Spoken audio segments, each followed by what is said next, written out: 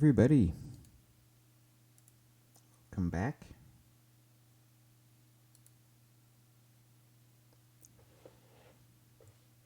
I have not touched this this screen, I don't think, since we ended the last stream. Maybe I zoomed around a little bit. I don't even know if I saved at the end of the last night or whenever it was that we ended the stream. I think it was yesterday at some point. Yesterday afternoon.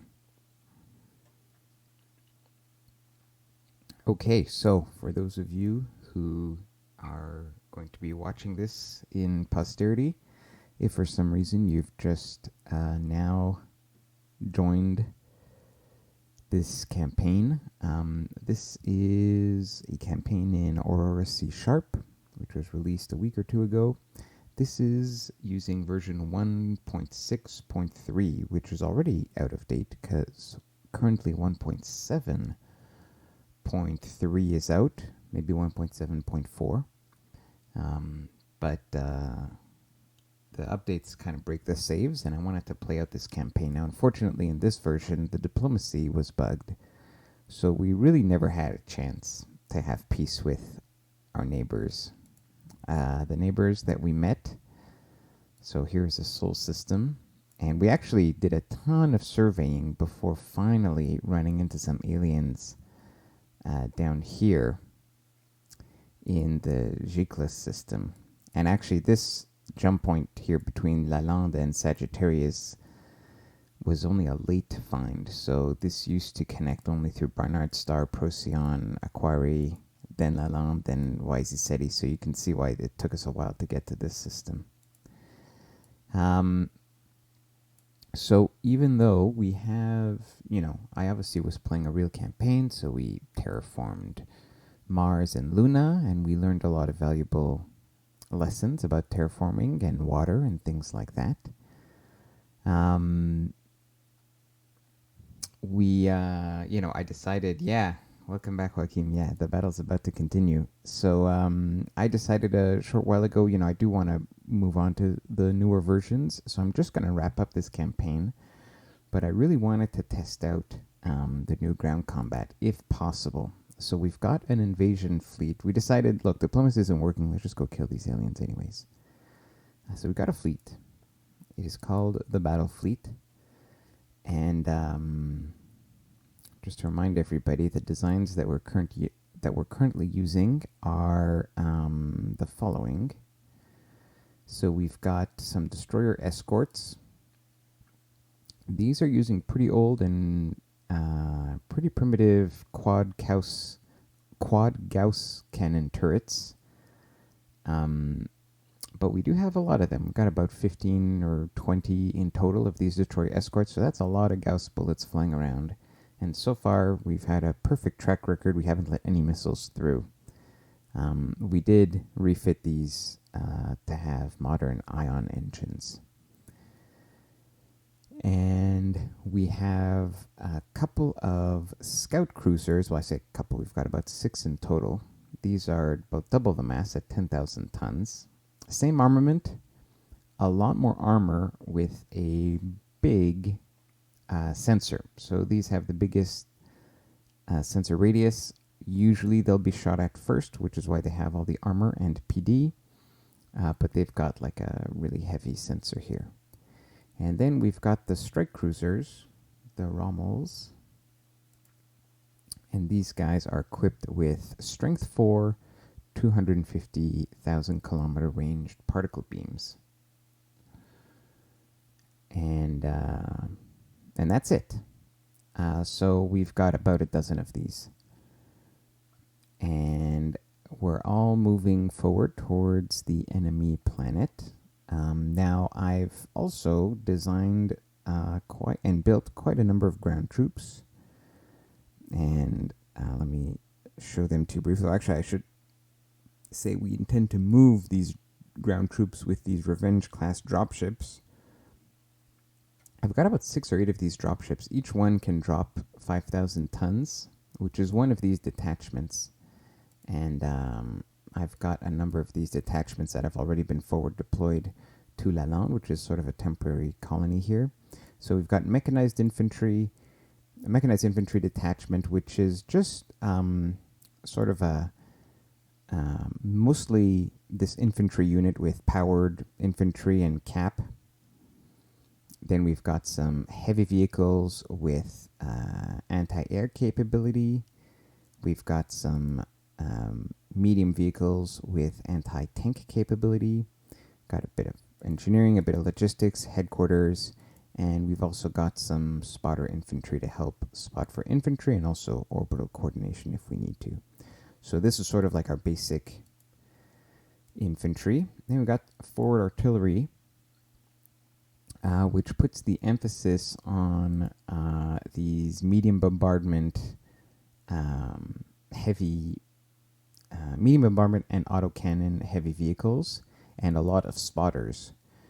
And we also have support artillery, which can be deployed sort of in a rear formation, and they have long-range bombardment medium vehicles,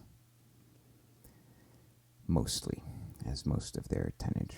And then we've also got a couple of STO. These are the same quad Gauss cannons turrets, and there are 10 of these turrets in one of these attachments, so a lot of PD. So,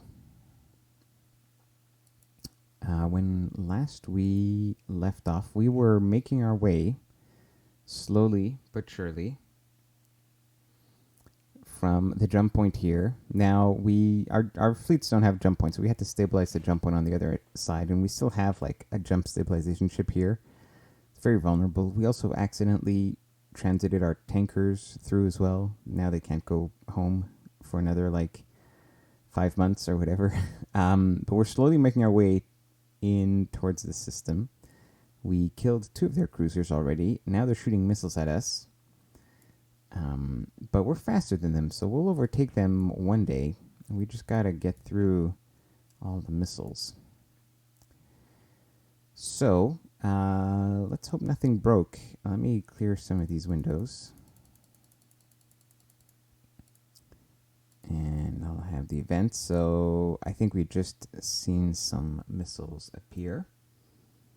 So let's see what happens. Let's keep going.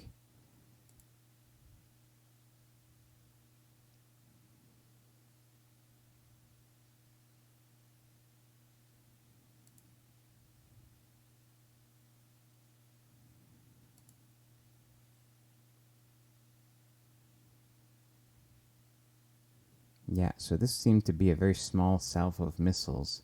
I'm not sure why. I'm not sure what the deal was with that. They might have run out of ammo. So let's see if we can move forward. Okay, it's letting me move forward in 30-second increments. Yeah, it let me do 5 minutes. Okay, I think they might be out of missiles. This is really good news. So we're set to follow them. Let's close in. Oh, we got a new contact.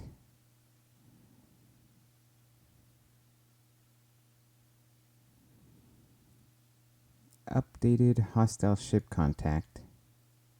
Oh, we might have just no, we've now, I think we got a better sensor information is what just happened. Okay.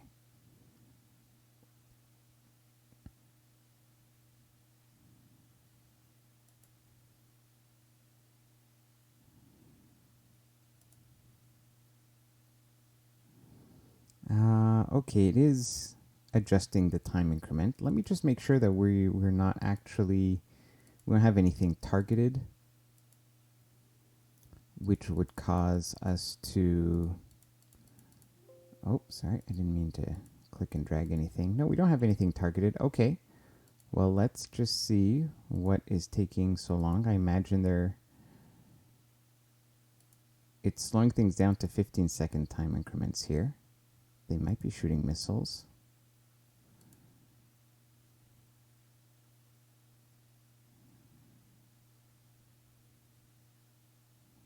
Yeah, that was it.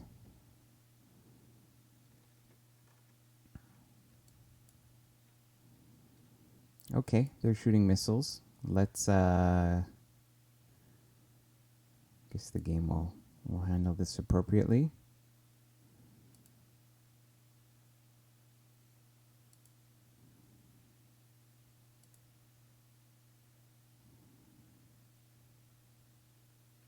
And here, for those of you who might not have been here last time, RPD is more than capable of handling these small missile volleys. So we're just going to plow through these missiles here.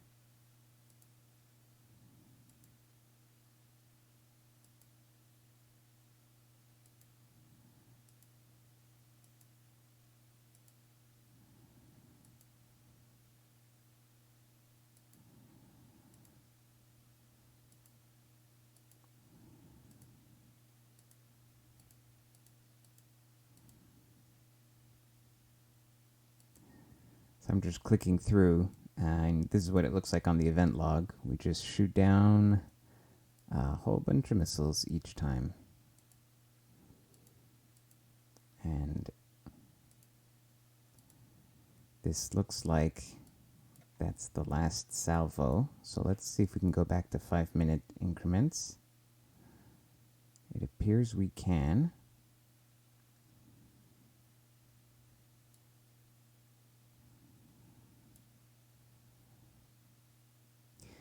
We get a new contact registered, but this is not missiles. I believe this is just, we've updated, we have now a thermal reading on their ship, so that's why it's giving me an interrupt.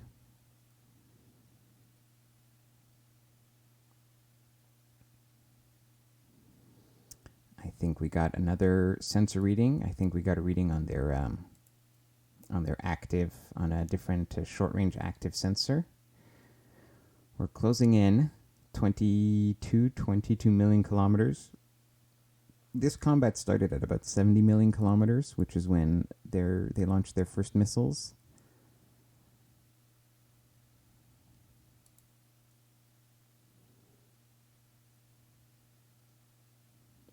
We're closing in 8, 6, 4. Okay, so this is what I'm worried about.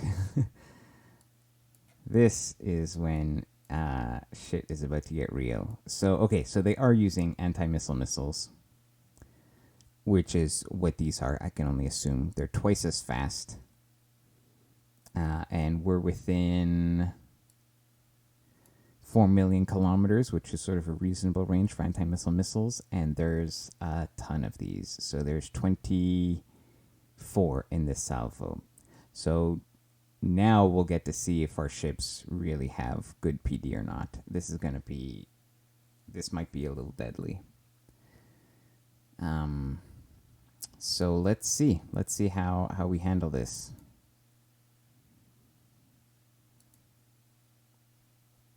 And there's going to be like enormous volleys of these.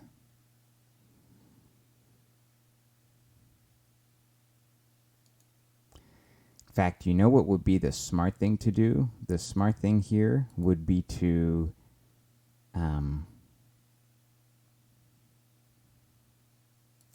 cancel this move order and to have the fleet move backwards to reduce the effective delta V between these, to give my my bad PD weapons a better shot at shooting down the missiles.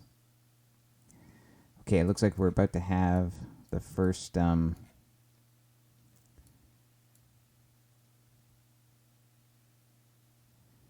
like the first missiles are about to hit.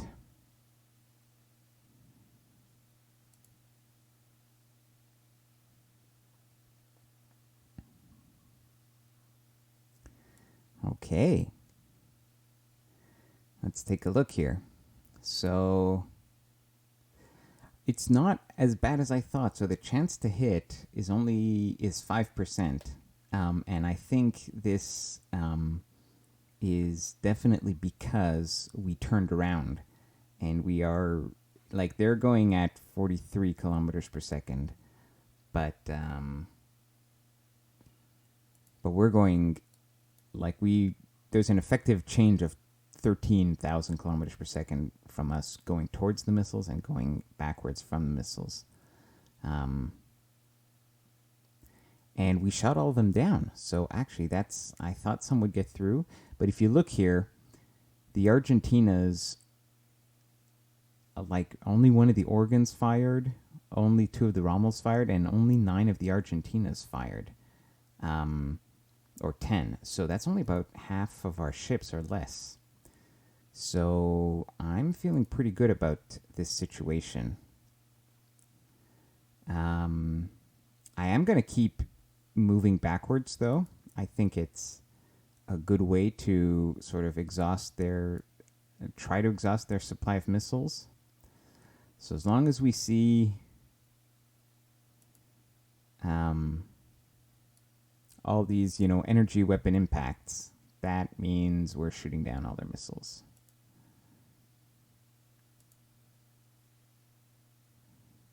Good. Another salvo. Okay, 1 missile got through here.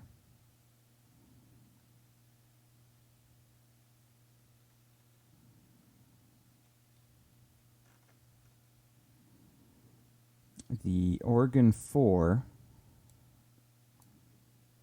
took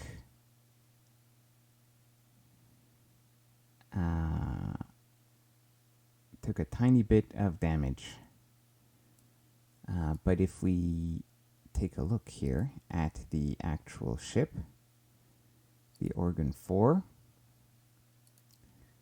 just took 2 little armor hits. So that's why we put 5 armor on these guys.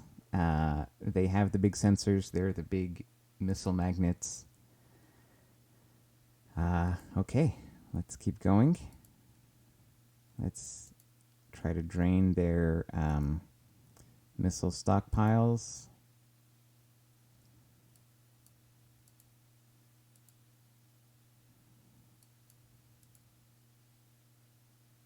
Oh, no, stop. Okay. Good job, fleet. It is time to head back. And what's nice is this fleet is very well trained. And so they basically respond to orders instantly. We also have good commander bonuses for reaction time.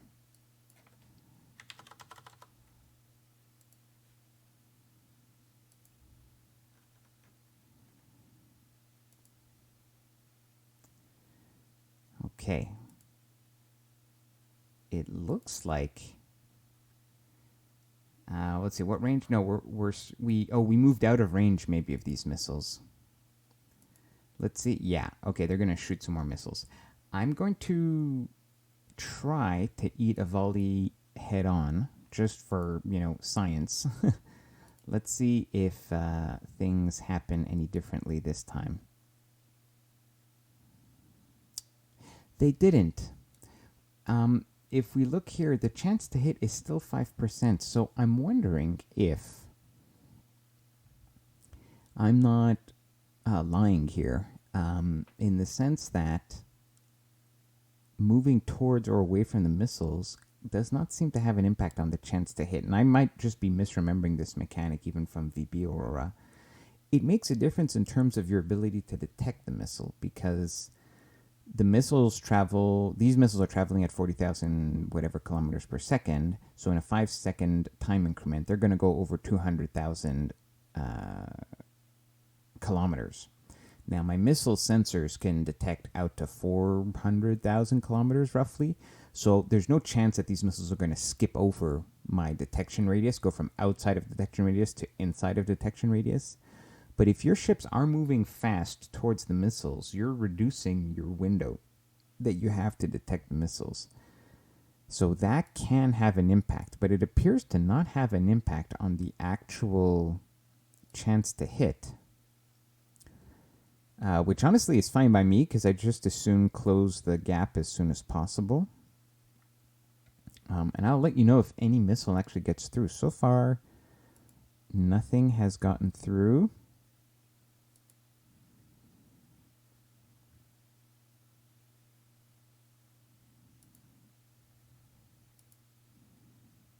Perfect. Another perfect round.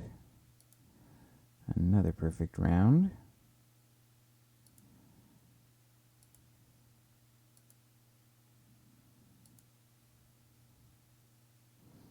Now, just in case I missed, yeah, it's still only the Oregon 4 that's only been slightly damaged. So our PD system is, now you might, earlier on when we were just fighting the incoming missile salvos, you might have laughed and thought, oh, that's ridiculous. Why does he have so much PD?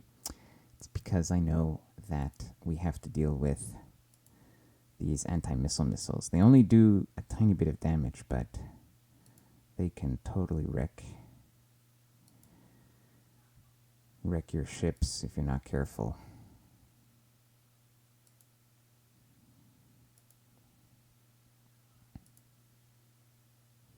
Unfortunately, the magazines can be quite limitless.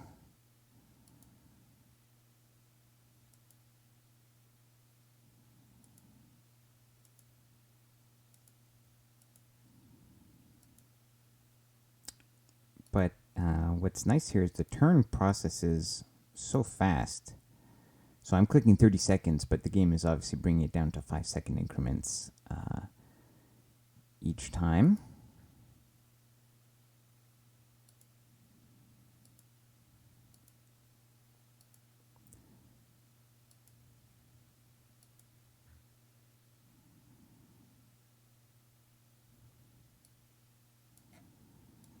And we're actually getting within... we might actually close the gap before they run out of missiles, which is really interesting.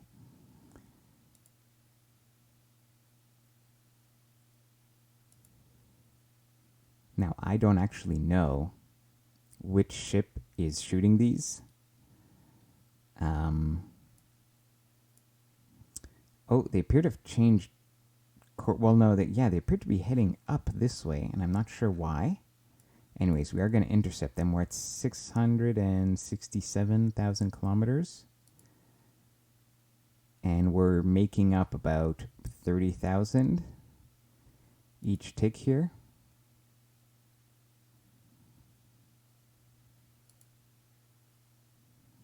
Just closing the gap. 568, 500, 470, 437. We're almost there. We're almost within weapons range. Oh, this is so exciting. We're finally going to shoot at them. Okay. Let's do one more time increment here. 300.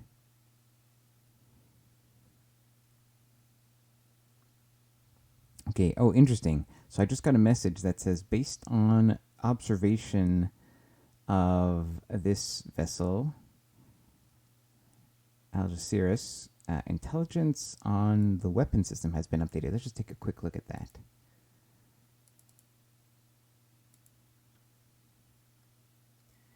So we know about its signature.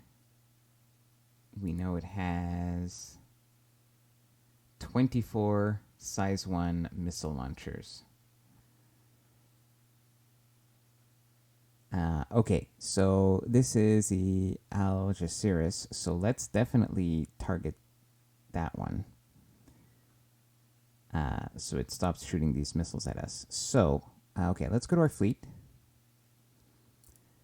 Oh, we actually had our movement orders set to it. Let's actually change that because we might blow that ship up first. And let's target one of the smaller ships. Let's target the Argonaut. And we'll follow it at 150.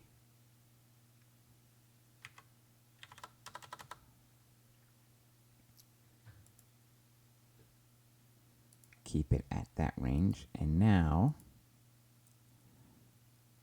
let's set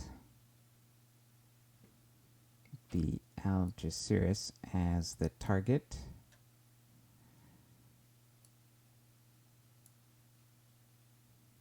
Just for the whole fleet.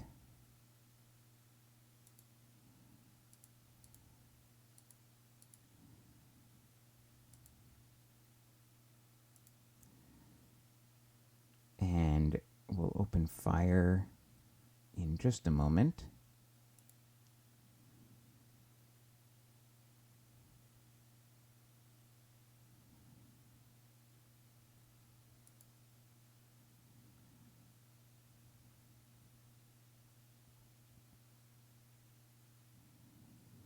We got another update, but I don't know if it's going to give us anything new. No, I don't see anything new here. I'm not sure what the update was about. Okay, they're within weapons range.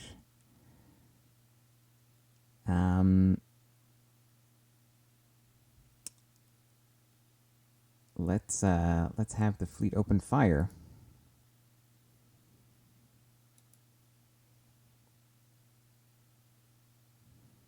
Target is set. Target is set.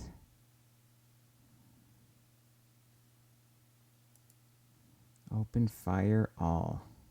Assign fleet. Good. All right, that's it. Let's see what happens. Now, the weapons might need to cycle because some of them fired at a missile salvo. So let's see what happens in this next 5-second increment. Here, I'll bring the events here so you can see it. Oh, it just hit itself. Okay. So in the last time increment here, we see a Rommel's, a whole bunch of shots. So at 184,000 kilometers, our chance to hit was 22% roughly. We have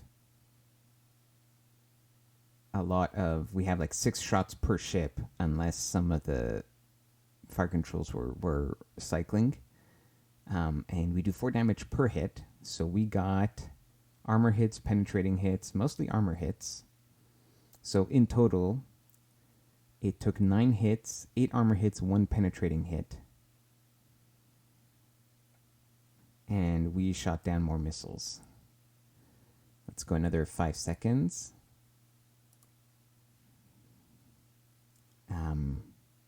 Here we shot down a missile volley, and there were a couple of our weapons that were cycling. So we just got some armor hits and a bit of penetrating.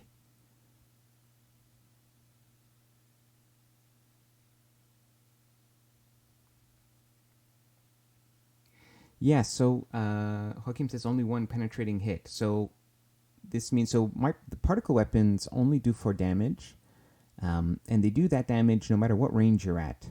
That's the beauty of particle beams.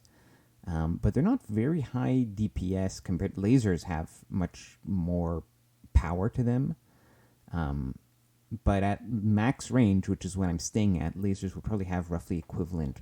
You know, if I had equipped these ships with equivalent tech lasers, up close they do devastating damage. But at this range, it'd be similar damage. And I intend to stay at this range because if they have if I went into close range and they had PD energy weapons, they can shoot me with the PD energy weapons. I'm going to keep them at 150. And actually, that's something I want to keep an eye on. Right now, our range is 142. And we should not be closing any closer because I have at follow 150. Well, no, sandblasting is kind of what you do with railguns or Gauss cannons. It's when you shoot like little one damage shots, but in rapid succession, which is very good against shields, but not good against armor. So particle beams are...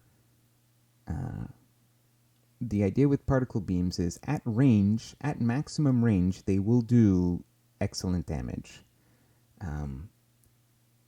Probably better damage than lasers. but at close range, lasers do more damage. But if you have speed superiority, then particle beams can be great because you can do damage and they can do no damage because the range of your particle beams is longer than the range of the lasers.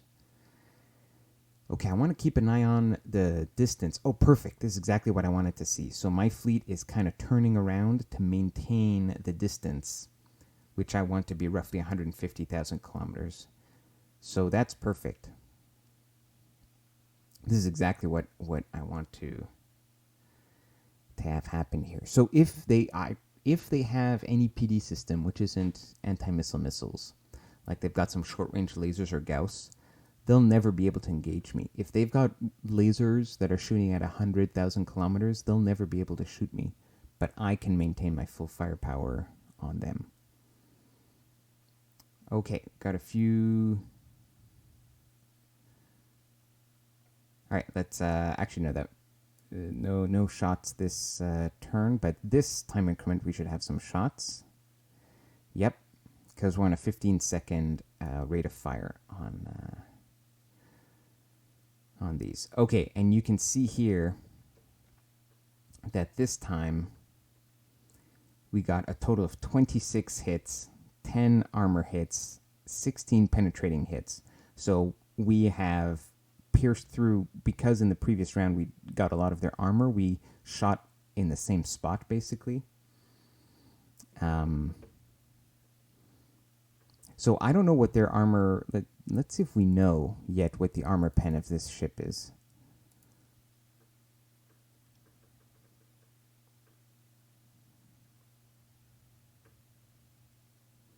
No, we know it's 2.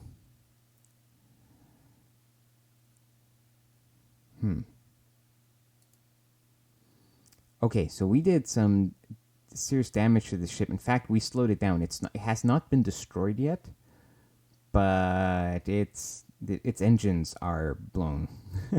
So it is not long for this world. We shot again. This is the we have a couple lasers that are sort of off cycle here. But we did not destroy the ship yet. But as you can see, it split from the it fell out of formation because its engines have been destroyed. But let's see if we can't finish it off. This will be in right now, I think.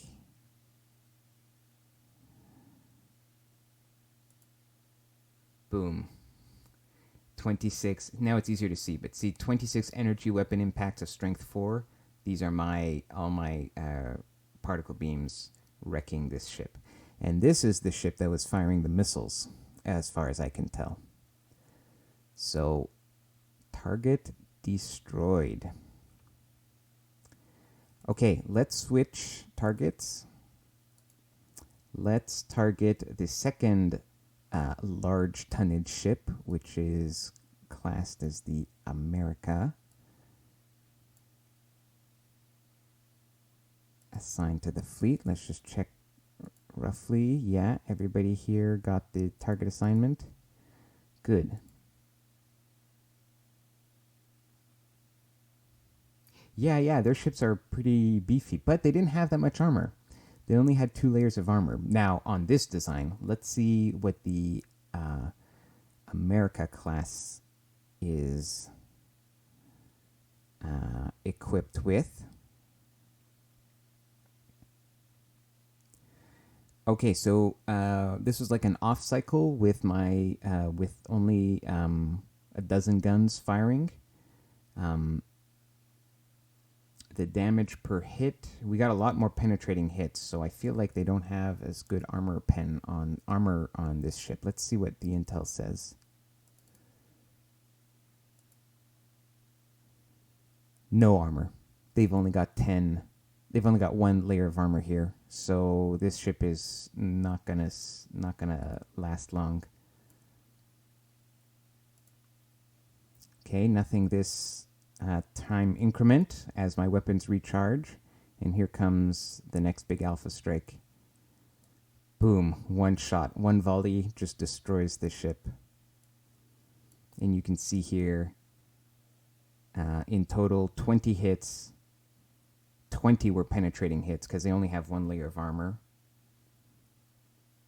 And boom. Okay. We have we've got 3 remaining ships here. The Apollon, the Argonaut, and the Aquilon. So what we're going to do is we're going to split these target ups. Whom are we following? The Argonaut. So let's shoot down the other 2 first. So what we're going to do is we're going to have each ship take... Fire Control 1 is going to target the Apollon, and then Aquilon will be on Fire Control 2. This will split damage between the 2. Assign this to the fleet. Take down both of these. Okay, we got a few shots off. They were all on the Aquilon. It appears to be more heavily armored, because these were all armor hits. Let's take a look.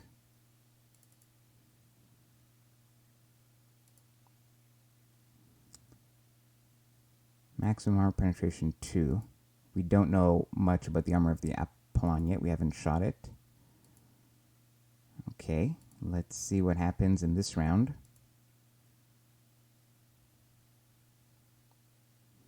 Oh, nothing. Weapons are reloading. Here comes the shots. Okay. So, let me show you the events here. A lot of shots. A couple weapons failures, but that's okay. We repaired, the guns as they misfired. So the Apollon took 19 hits. Only a few were penetrating. The Aquilon took 13 hits, and a few more were penetrating because it took a few hits before. And what does that tell us about the Aquilon? Armor, maximum armor pen is 2. The Apollon, maximum armor pen is also 2. So not super heavily armored ships. I think in the next cycle we should be able to take them out. Looks like we were able to hit the engines on the Aquilon. And in this next 5-second increment, as I expected, we have 2 new wrecks. And finally, the only ship that's left is the Argonaut. So let's target it.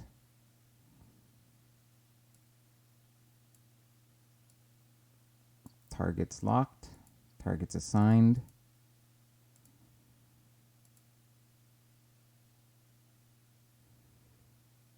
Okay, we got some hits on. Let me just see what kind of armor we have. Armor pen of 2. And all guns will fire now. Boom. Destroyed. Okay, and that is it. We have, I say that's it. I don't know. I don't know what else is here. We might have a bunch of planetary defenses, but we have destroyed their fleet, and our fleet took a total of 2 armor hits. The only damage that we suffered is this. So well done, fleet. Let's move in.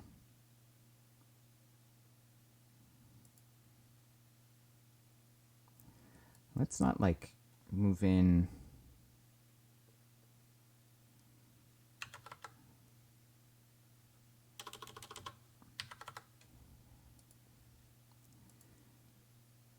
Again, if they have PD, I don't want to move right in.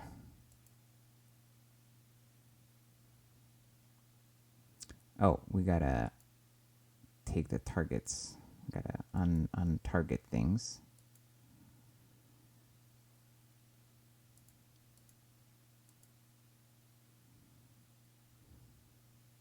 Targeting problem. They're almost 6, 7, and 8.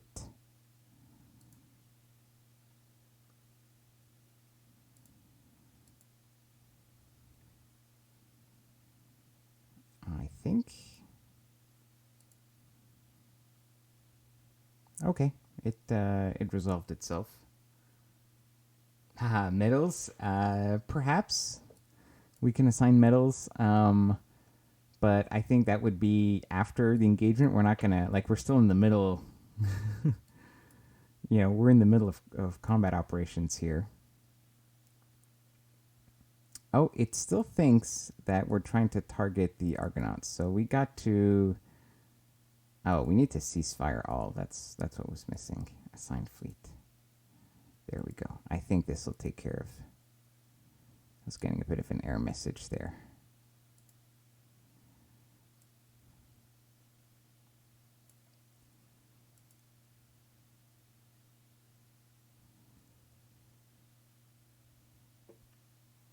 All right, now what we can start doing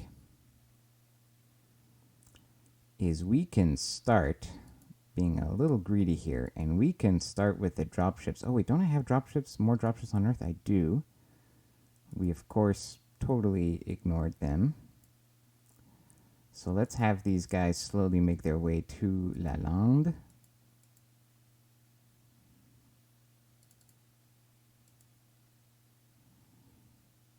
Refuel, but we can take these dropships. Well, actually, we'll just wait. We'll send the 8 dropships at the same time.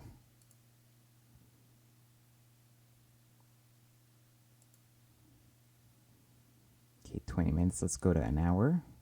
Aha, see? We're not done. We're not done fighting here, folks. So we've got an Algeciras. I think we destroyed one of these already, but the Atlas I don't think we've encountered. This one we fought and we destroyed. And it has a bunch of size 1 missiles. Okay, we're going to have to shoot down a whole bunch of missiles. Now, what is on the Atlas? We have no idea. Okay, well, let's have the battle fleet move towards... let's move towards the Atlas.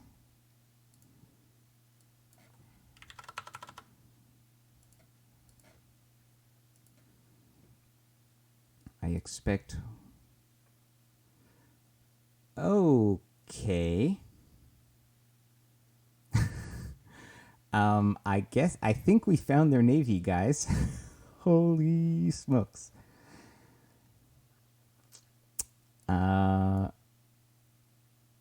Okay.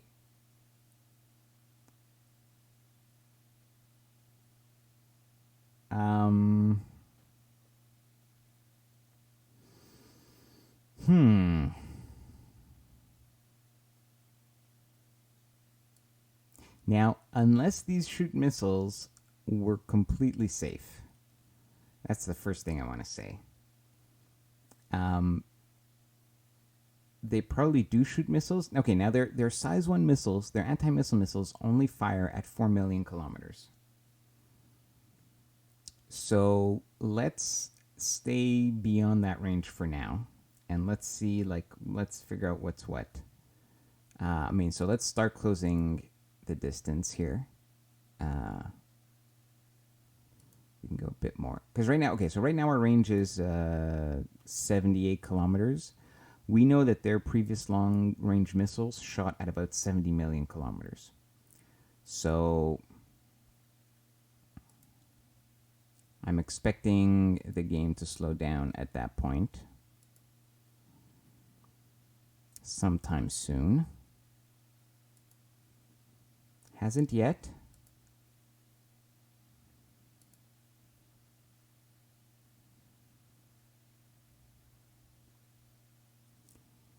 Okay, we got a new contact here because we've got their sensors. Okay, the game has not slowed down yet. I don't think any missiles have been detected. Oh my god, there's more of these Breves and All these ships. Oh my god, they have a huge navy. Okay, this is guys, this is gonna be epic.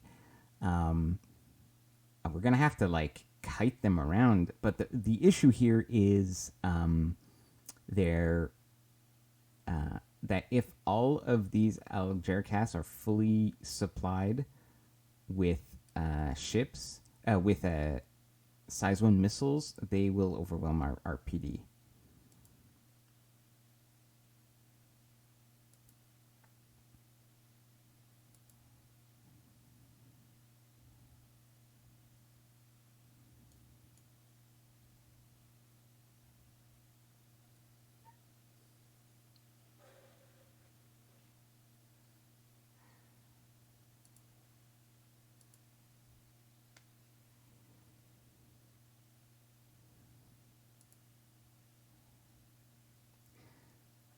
All right, so what I want to do is, like, once we're in the 4 to 5 million kilometer range, that's when things are about to get dangerous. But in the meantime, I can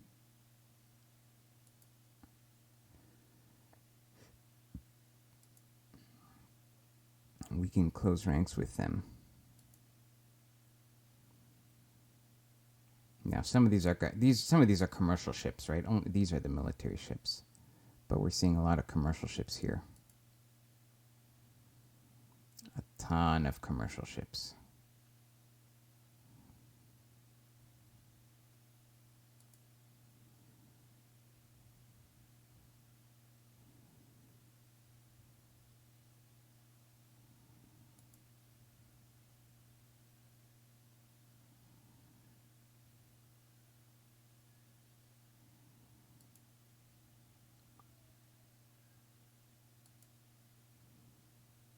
So, actually, I'm going to change. We're going to approach this very large battle group here. And we're going to approach. So, we're going to choose the Algeciras 3. Because we know it's in that group. So, let's do that right now. Here's my plan. We got a plan. Not comets, contacts. Remove all. Enough contacts for you. Algeciras 3. We're going to follow it at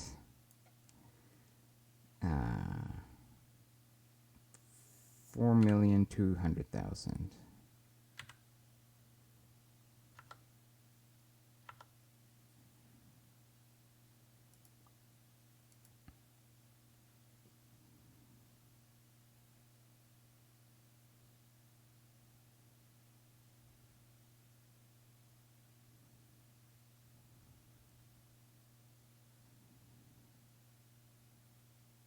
Oh no, we have to, sorry.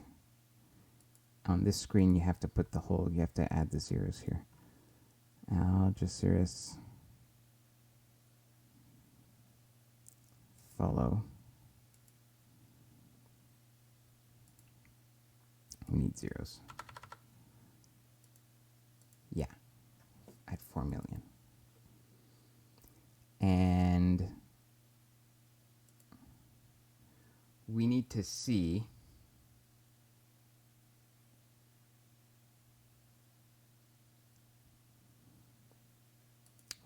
if we can shoot down the swarm of anti-missile missiles.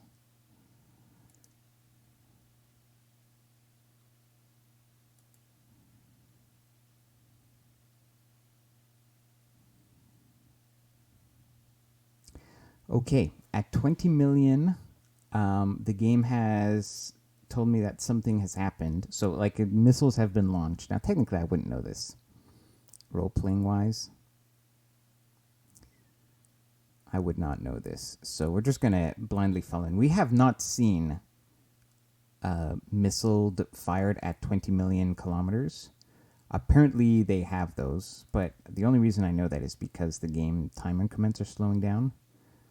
So let's pretend that we don't know that and just keep going with our original plan. And our original plan is to go right up to the edge of their AMM range, which is about 4 million kilometers.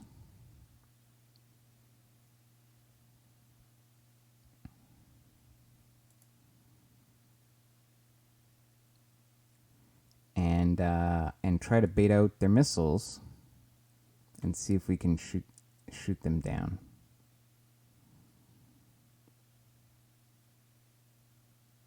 We're getting good reads on their thermals now, on their resolutions.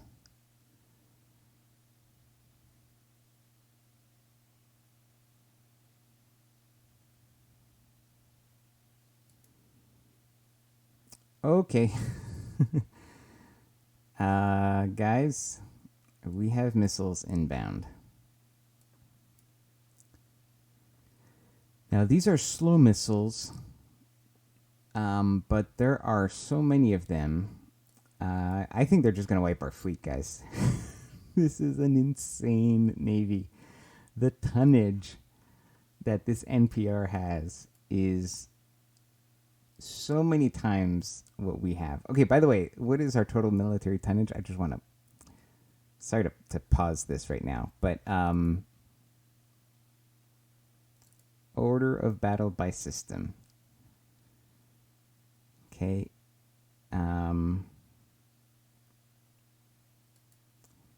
We've got, okay, I can tell you, we've got 60,000 in organs. We've got 120,000 in Rommel, so that's 180,000 tons.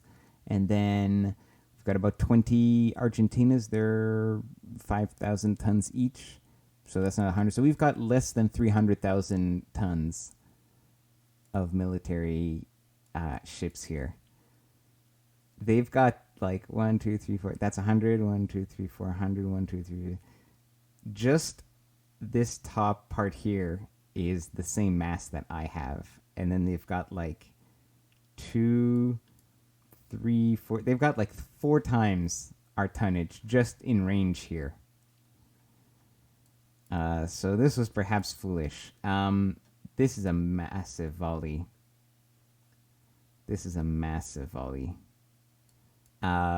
I think you see this as a commander and you run. Remove this. Move to location. Turn around. Run. Run for your lives. Okay, let's see. Let's see how bad it is. 5-second increments.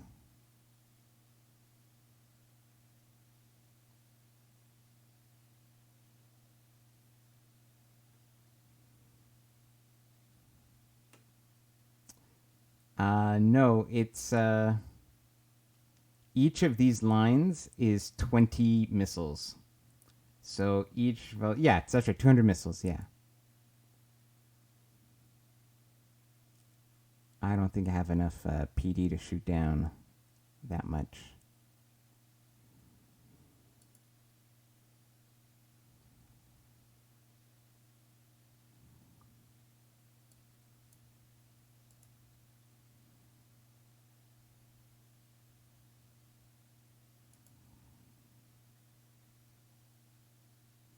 Okay, here it comes.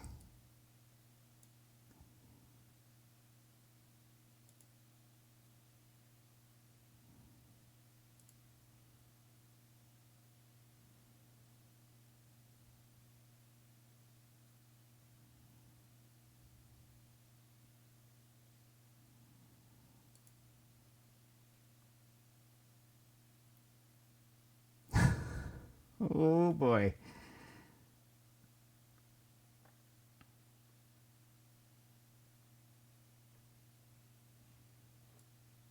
All right, here's what happened.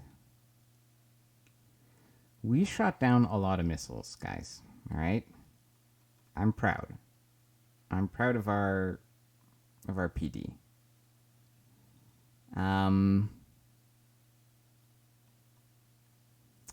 But some missiles got through. In fact, a lot of missiles got through. So it looks like the Oregon... So they're fighting... They shoot at the Oregons because they're the ones with the biggest signature radius. So that's the ones they shoot at first. So let's actually... It'll be easier to just take a look here. And you see we got bad colors. So first of all, the Organ 3 detached because see, good thing I put 5 layers of armor on these ships, okay? But it still got hit. So 2 of the ion drives were damaged. Fuel storage was damaged. 1 PD. The search sensor, which is the kind of point of that ship, and a beam fire control. Engineering spaces, the EM sensor, and a bit of fuel storage. So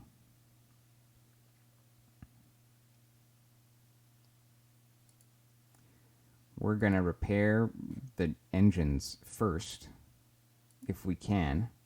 Now, we're still going at a certain speed. We're actually still going like roughly the same speed as the enemy is. So let's just make sure that we're still heading out. Okay, now the Organ 4 here, it just took a beating to its armor. Okay, it's not so bad. The Organ 2 also took a beating. The Organ 1 took a beating, but it took a hit to fuel storage. Okay, that's not the end of the world.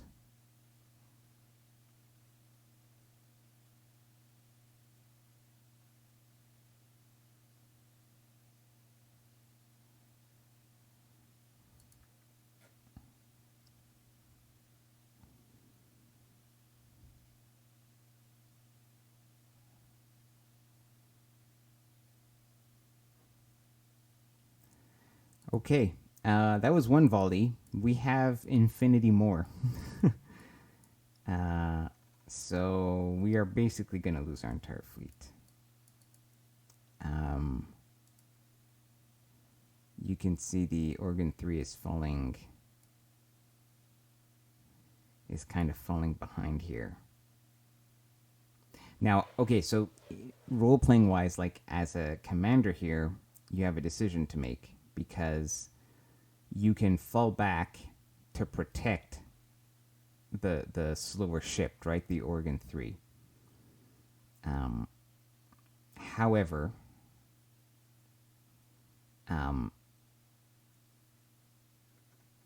it is entirely possible that the only chance we have of escaping is getting out of, range of their ships. And in order to do that, we have to burn as fast as we can. Try to survive as many volleys until we get out of range. And range is 20 million kilometers.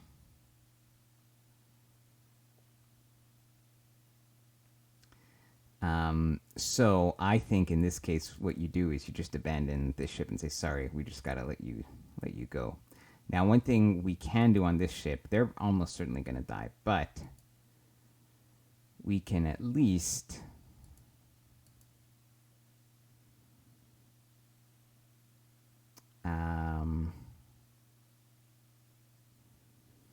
I want to turn the actives off. Oh wait, it doesn't even have actives because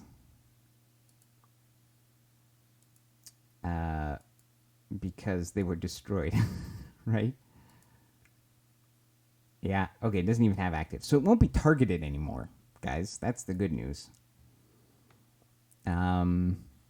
Okay, I think we just have to keep running as fast as we can. We don't really have a choice here.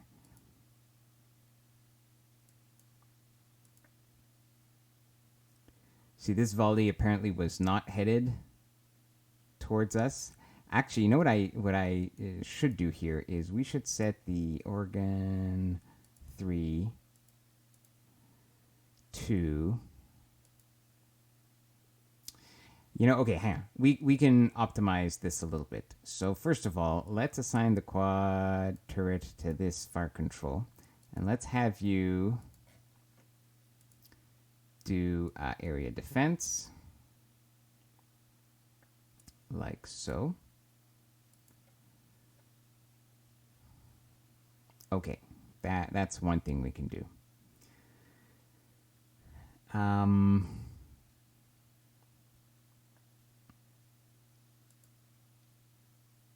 The other thing we can do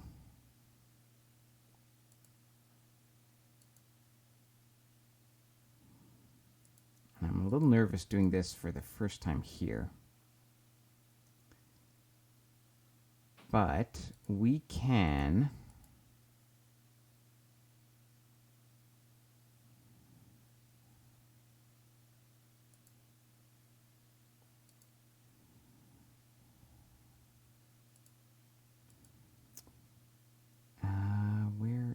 where are the commands for that?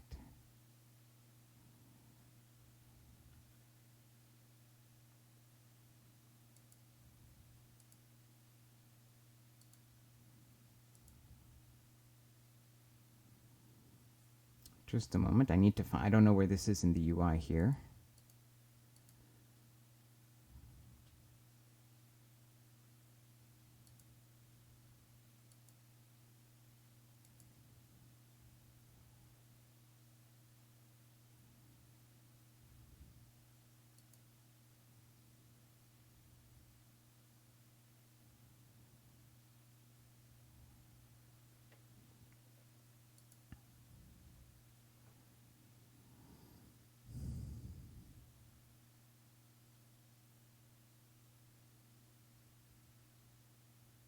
So there used to be a thing where you could do like an escort, and you can have a part of a fleet be offset by a certain amount to help intercept missiles.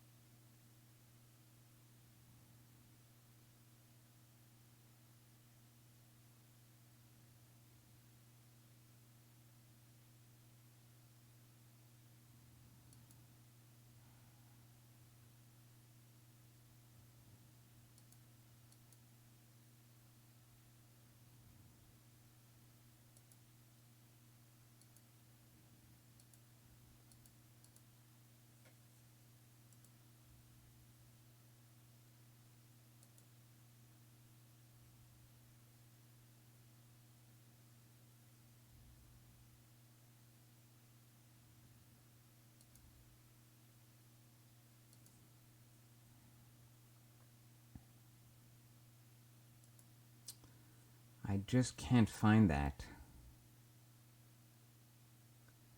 anywhere in here.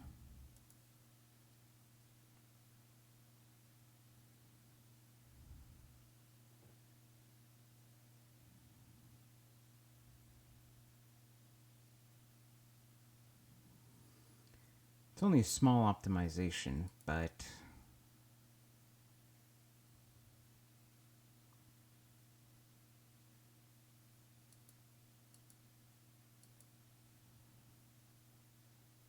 all right, anyways, let's get this over with. Cross your fingers. All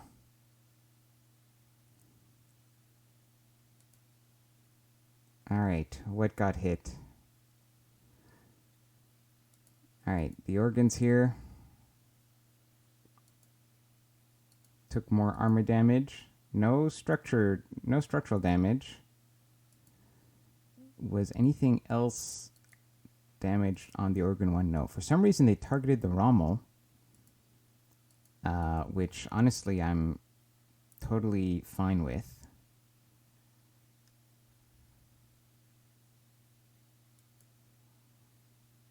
Okay. I mean, our armor is keeping the bad stuff out for now.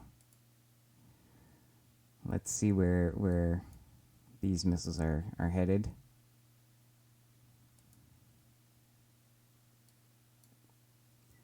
And we took another hit. Let's see how bad it was. So the Rommel 1 and 2 have both detached because they slowed down, although only a little bit looks like. So the armor on the Rommel 2 is almost all gone. Oh, all of its drives have been damaged. And the Rommel 1 also. So these two ships are basically gone.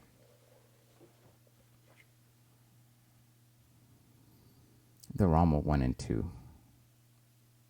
The Rommel 3 and 4 lost their damage controls and particle beams, but otherwise they're fine. Okay, well, they shot, the strike cruisers. We lost 2, and 2 more have been, their armor has been taken out. So the Rommel 1 and 2 can no longer move. Basically, they're dead in the water.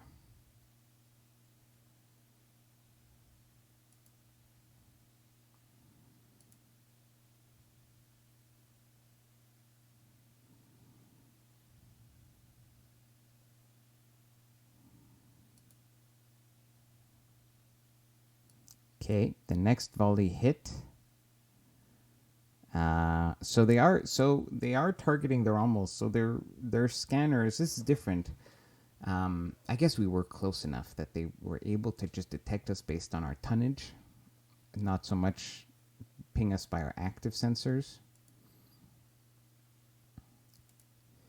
Okay, so the 6, 7, and 8 are... Oh, they lost some engine capability.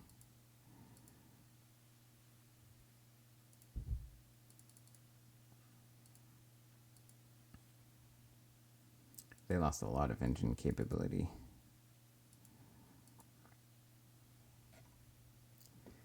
Guys, this is not good. I mean, we're symbolically telling our ships to run away, but really.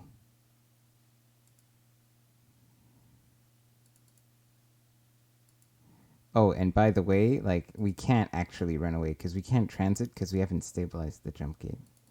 Just so we're clear, we actually can't run away. But, we can always hope.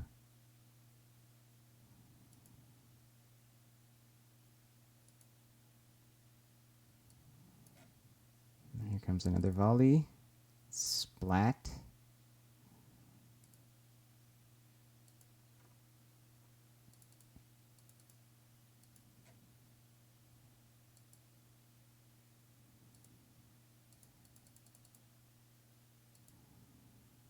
All the engines destroyed.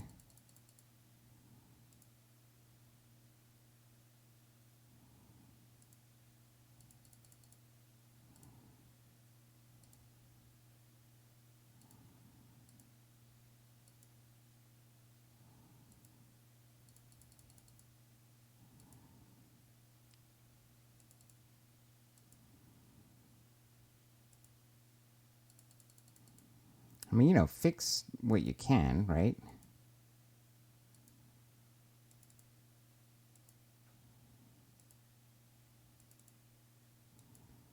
I mean, they should try. They should try to run away.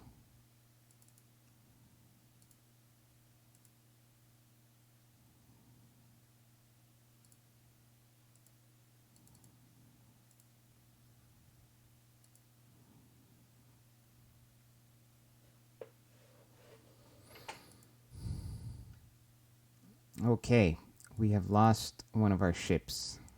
It had been targeted by a second volley of missiles. We have lost an Argentina here, which just got annihilated.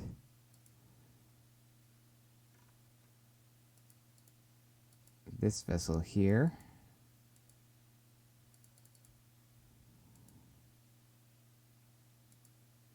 took damage to her engines.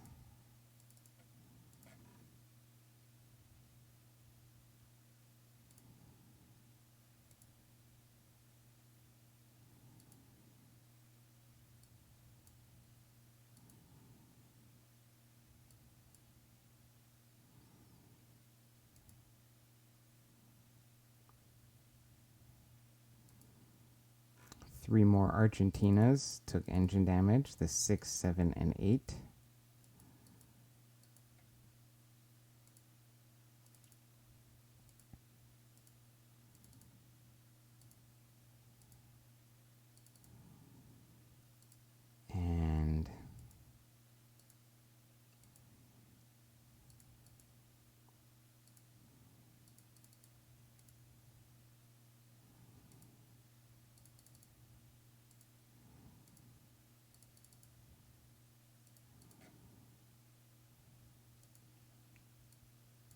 And that's that.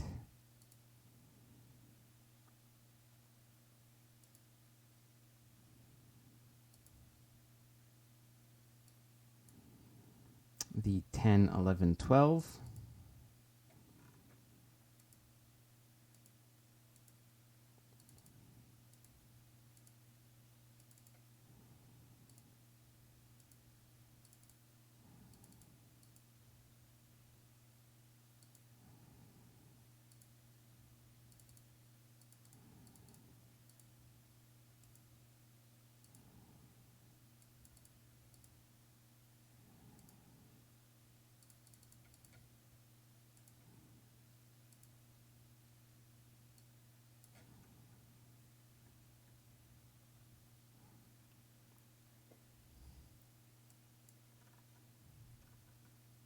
So we're just kind of smearing out our wreck of ships here as we try and fail.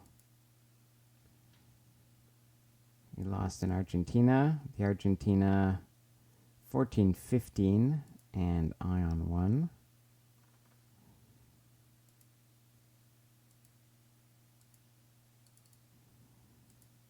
I'm actually probably going to stop doing this in just a moment, but I'm just curious for my own personal curiosity to see if you play this out like this, like what happens, what gets away, if anything. So we are going to kind of play it out just for fun. So we will try to repair the engines on these ships just for the sake of it.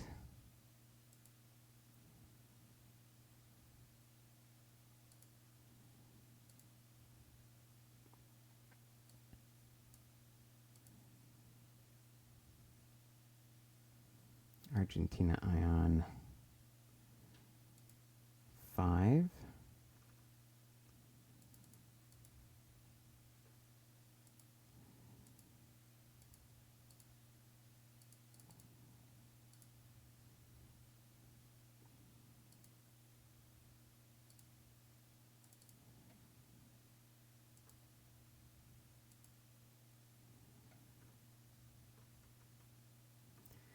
Okay.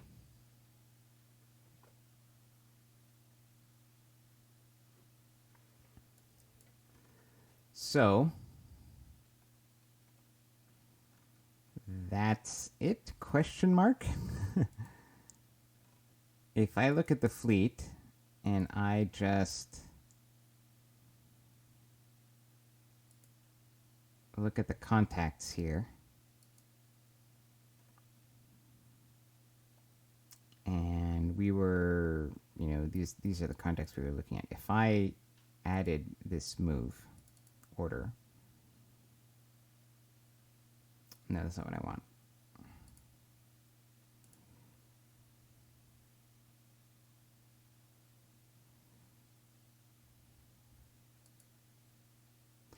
Okay, here what I'll do is I'll take the Rommel one.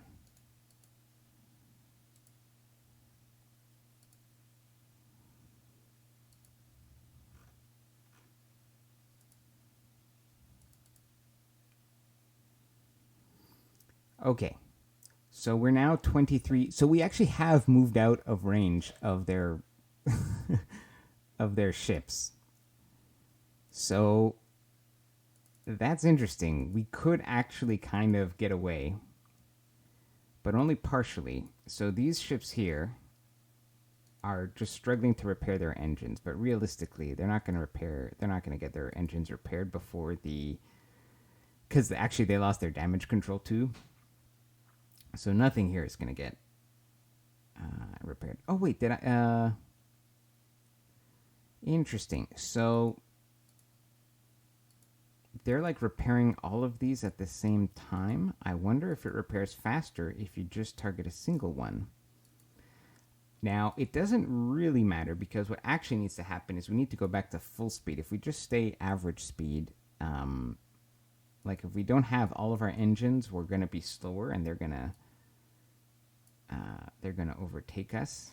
Although the math on that, it might be better if you prioritized one engine, but that's a lot more micro, which I'm not not going to bother doing.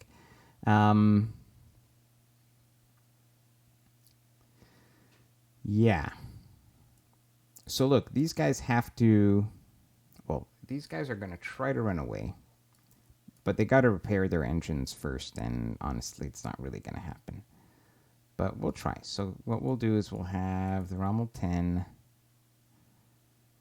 As you repair your engines, you're going to pick up the survivors of the Rommel 11 life pods. So let's just queue that up first of all.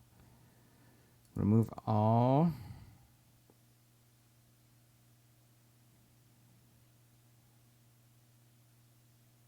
Life pods. Rescue survivors at 1 kilometer per second, and then move off this way. Now the Rommel 8 will pick up the survivors of the Argentina 2.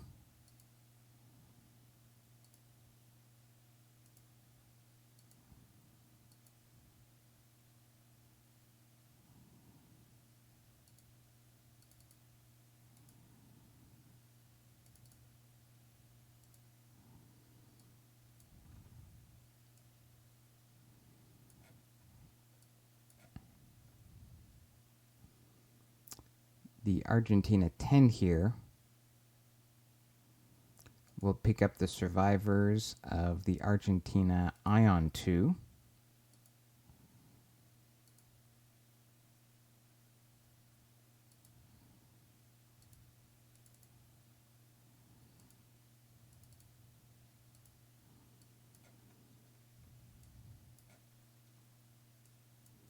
And the Argentina 11 will pick up the survivors of the Ion 6.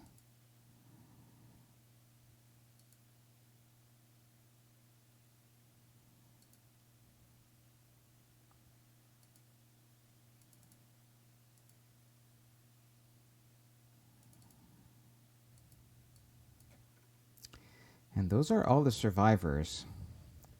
And the battle fleet now is basically like scot-free. So, okay, let's look at what we are guaranteed to have gotten away with. This is about half of our fleet.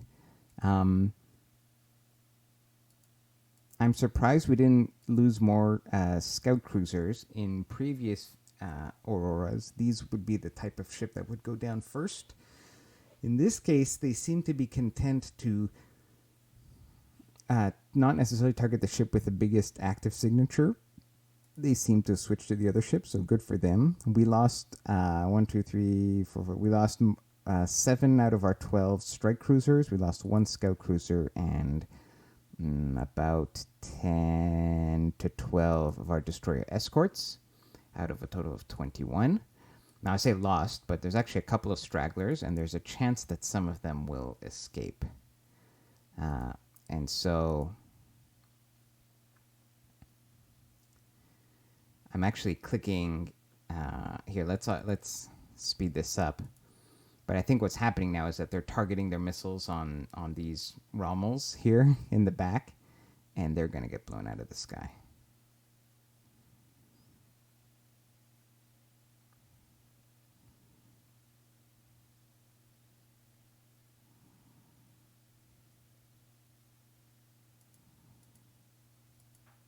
All right, I had that on 30-second increments, but that seems to have... okay, please stop. Click, I'm clicking. Please stop. Thank you.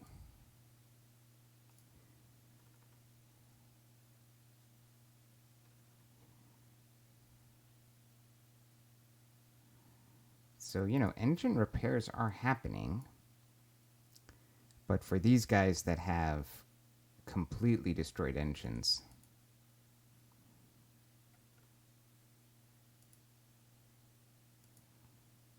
1.6%. Because the damage control... Oh, no, these guys don't even have damage control. Oh, of course, the Argentinas don't even have damage controls. Only the cruisers have damage control. Yikes. You know, I wonder if you shouldn't repair the damage control first, right? That seems smarter. You should repair the damage control first, and then using the damage control, you could repair the other stuff.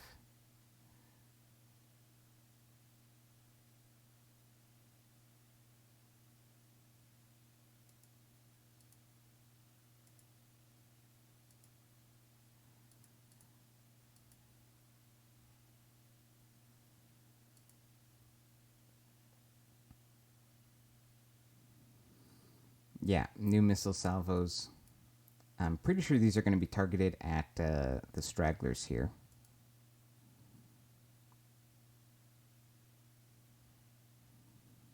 Oh, I say that, but they're aimed a bit funny.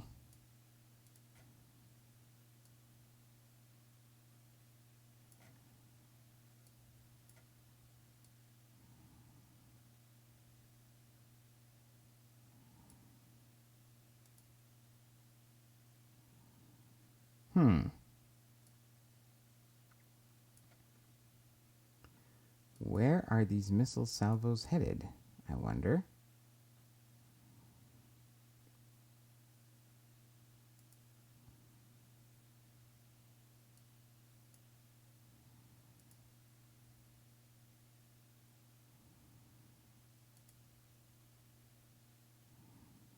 Okay, well, as I expected, the straggling Rommels 1 and 2 got blown out of the sky.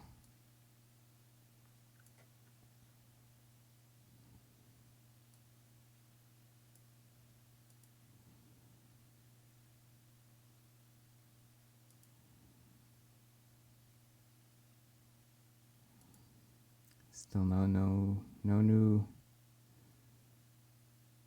contacts. Just a lot of missiles in the air.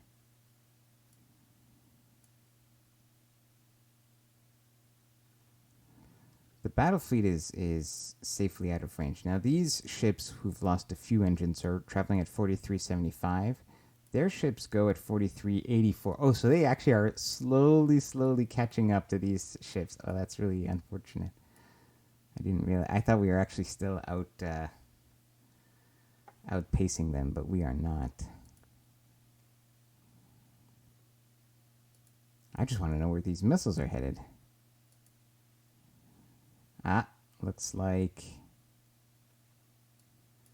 they targeted... Okay, this Rommel here got shot down. That one was targeted.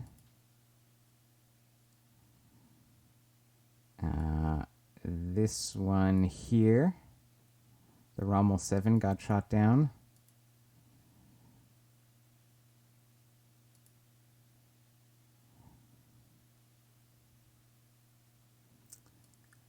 And the Organ 3 here was destroyed.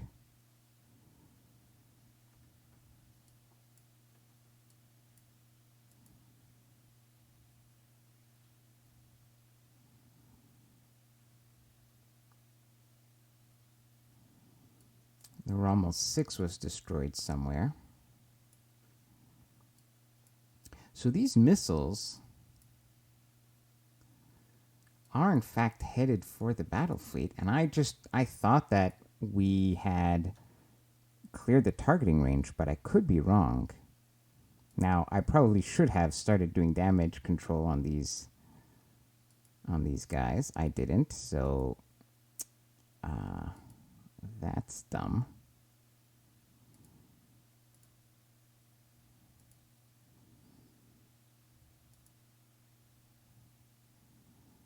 Because we could certainly use some more Gauss turrets right now, couldn't we?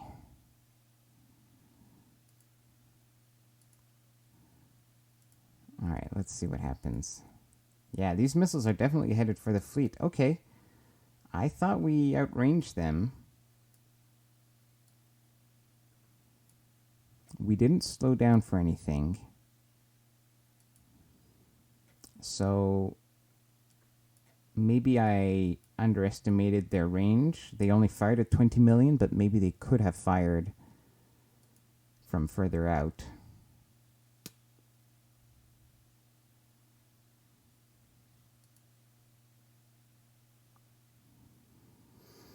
Okay, brace for impact.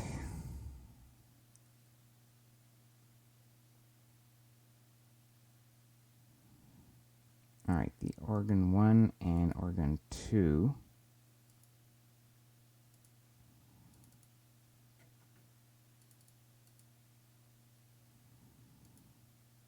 Damage control. Oh yeah, we lost all engines. We're pretty much toast.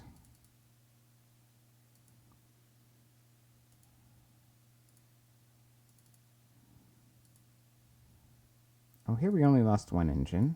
There's hope yet.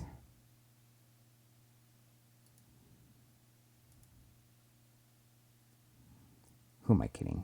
There's no hope. The organ 5 and the organ 6.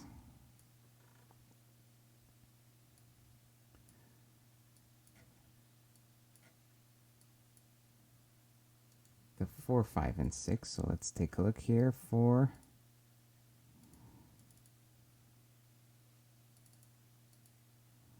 damage control, all engines,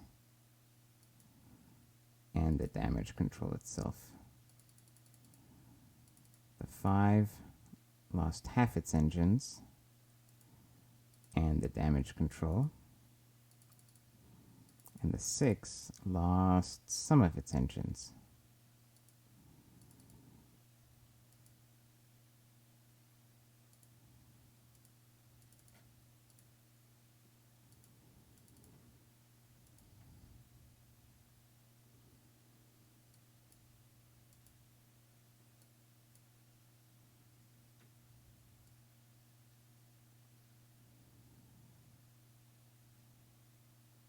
Okay, the Rommel 3.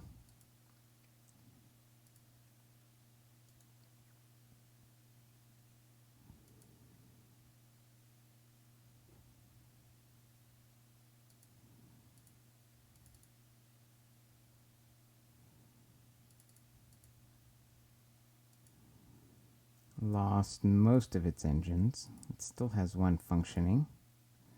Oh, we lost all our MSP, I think. We'll still try.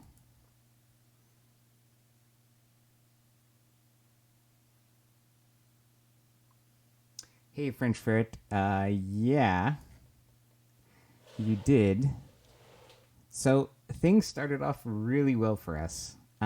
We encountered, just ignore this for a moment.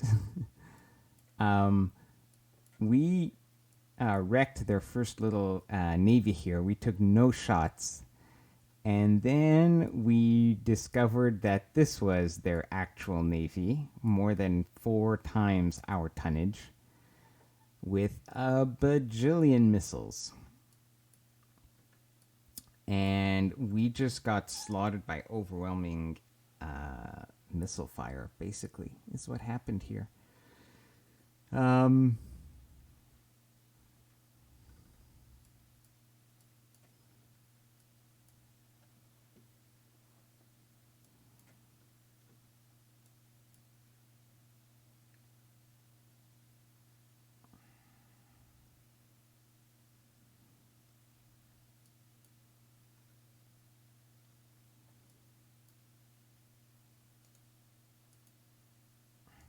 Oh, their all 5 just got outright destroyed. So there's nothing to clean up, I guess. Okay, now for some reason, the salvos are only like... They're small salvos, so our PD can actually handle these last pot shots that they're taking.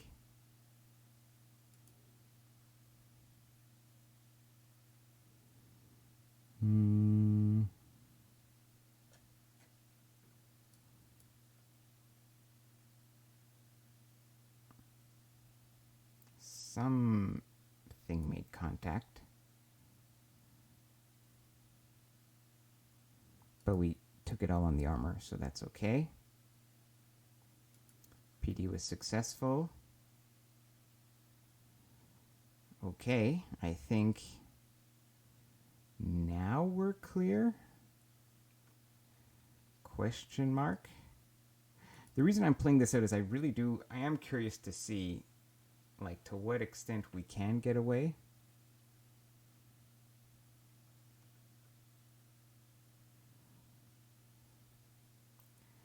Because, like, these ships here are slow. They could catch up to these ships and shoot them down if they tried.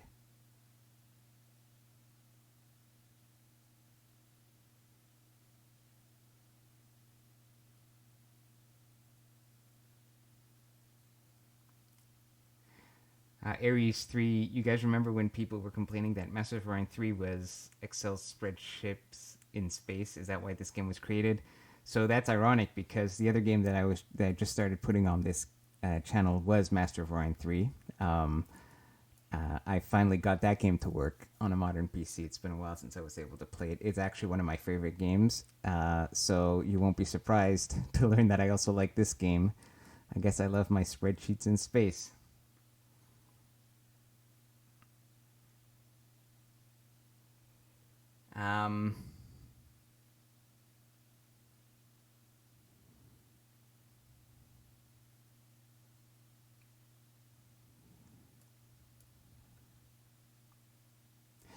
Okay, so we've basically gotten away with what we have left here. And unfortunately, like, I think this is going to be like a wrap for this campaign, basically. So let's kind of summarize what happened here. So right now okay. So the history is that we actually wanted to be diplomatic with this race, but this is an older version of the game. It's been patched since. Diplomacy doesn't work. So I figured, you know what? Let's see if we can test out the military. And in particular, I wanted to test out the ground combat system. Now, this is a TN start, but I didn't boost the tech. Like, I just used the basic, 80,000 tech points to start. And we started in 2025, and we're only in 2055. So we're only 30 years in. And so, in terms of technology and military technology, really, I didn't go too far. The main investment I did was I went to ion drives. So we refit our original designs with much faster, drives. And, our weapon choice was, and because I didn't want to spend a ton of tech points early on missiles, because I figured there'd be a lot of components, a lot of different techs I had to research to make that work, I went with a missile-less fleet design. And for most of the campaign, I was more focused on exploration and terraforming and other things like that. And then when I decided, that I wanted to just kind of move on to the next version of the game, but I wanted to kind of wrap this up, I actually split my empire's resources between creating this ground force, and I basically didn't really innovate in terms of my military. I upgraded the particle lances, but I actually didn't upgrade the PD systems. The PD systems are the same ones that I started the game with. So part of the problem here is that we have an old PD system. Now, to be fair, we're fighting an old missile system. The tech levels are comparable. But the other thing is that, the tonnage is just like completely disproportionate. So if you're going to be outmassed by this much, you better have superior tactics and superior technology. And we had decent tactics, but inferior technology, that is for sure. If this was going to be like a real campaign, and so I had no idea what kind of tonnage they had.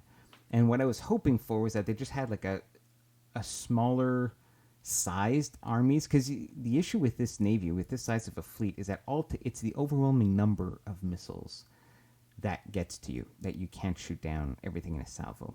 If you had a bunch of small armies, like small navies, like the first one that we destroyed there, we destroyed this entire navy without taking any damage. We took 2 holes in our armor. That's it. Like, not whole holes, just 2 dents in the armor. So if we're able to whittle away at his ships like that, then this fleet doctrine could have won us the day, and then I could have landed troops and seen how that would have gone. But they had overwhelming numbers, and we couldn't have. And so, if this was going to be like a real campaign that I planned to do further, we wouldn't have just YOLO'd with the whole navy and just gone in. We would have sent like a strike group, seen what was what, and then maybe design the appropriate counter response. Now, this does inform my thoughts about how I'm going to design things in the future. I find that still the most dangerous thing in Aurora 4X is massive amounts of missiles. Whether those are massive size 1 AMMs when you get in close, or in this case, it was just they had a huge tonnage advantage. And so, in order to defeat this, you need to have a combination. Well, you need to have like a very effective PD system, and you just need to have numbers. And we need to have grown our empire much more and contained, and only later hope to match the military might of this empire. Gathering more intelligence would have been key. I had Eland ships, right? And I definitely should have just suicided in like 1 scout ship just to get a count. And like I said, in a realistic playthrough, we would have designed like a missile probe, just sent it at the homeworld, get an idea for the number of ships they had. And we would have known that this would have been suicide, this kind of attack. But we tried it, and it was fun.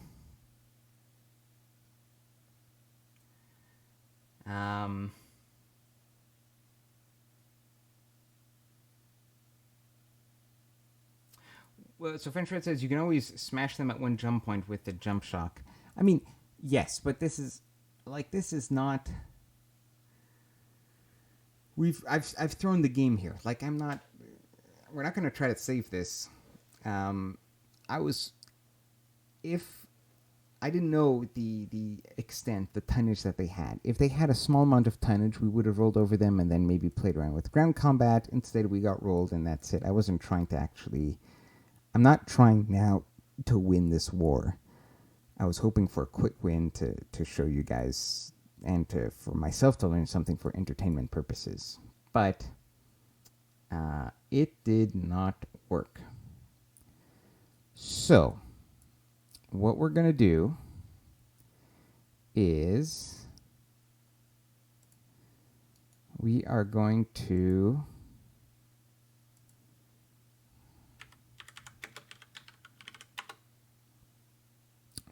save this game for posterity.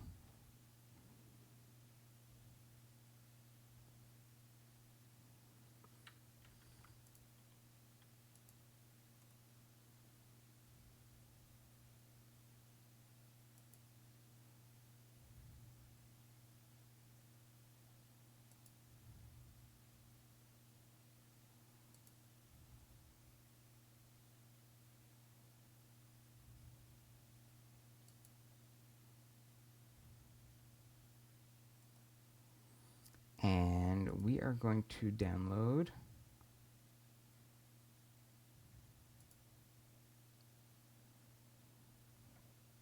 the latest version of the game. And we're going to start a new campaign.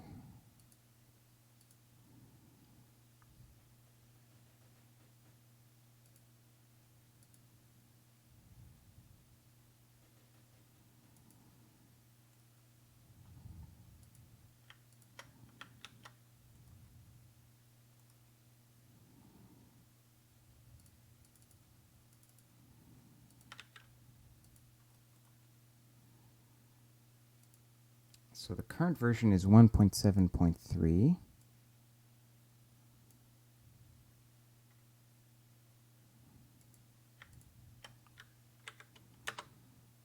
This is the 1.7.0. These are the 1.7.0 files, and then I gotta get the 1.7.3 patch.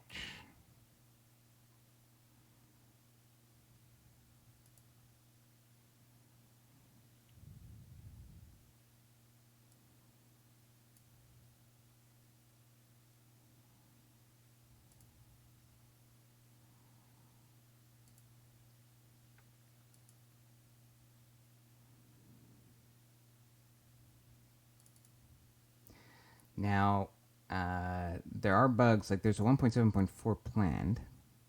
Actually, let me check quickly if... Hang on. Let's go to the bug reports.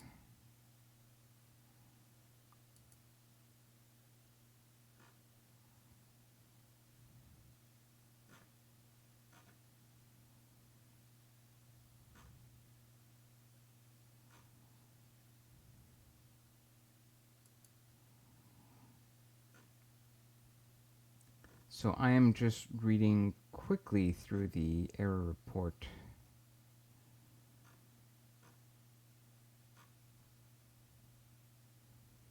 Thread, it sounds like 1.7.4 is about to come out, and I just don't want it to break saves, so that's what I'm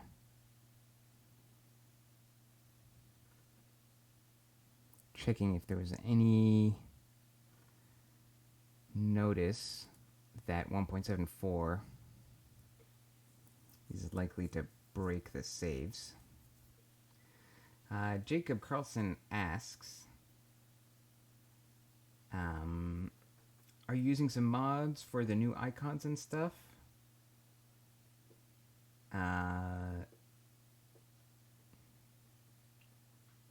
No, I'm not using any mods. This is just the default vanilla game. This is C. This is Aurora C Sharp. So the UI and some of the icons here look different from the old VB Aurora. There were some significant, kind of game-breaking bugs in earlier versions. Well, 1.63 was stable enough to play some things, which is why I stuck with it for a while. But diplomacy wasn't working, right? So if you're hoping to have any kind of peaceful, or try that aspect of the game, it wasn't going to work. So you can't have a real campaign with that. So that's why I decided to turn that game into a quick experiment in military invasions, which didn't turn out to be possible, but it could have. It could have happened.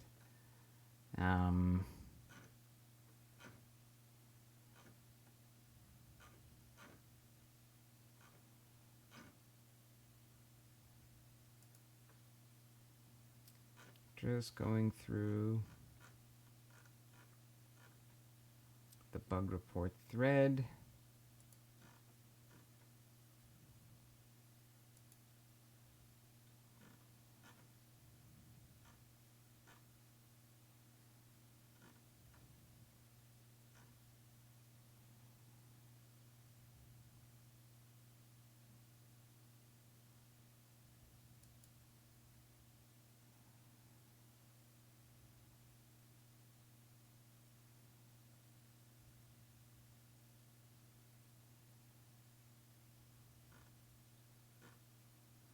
Okay, there is something that might require a database change.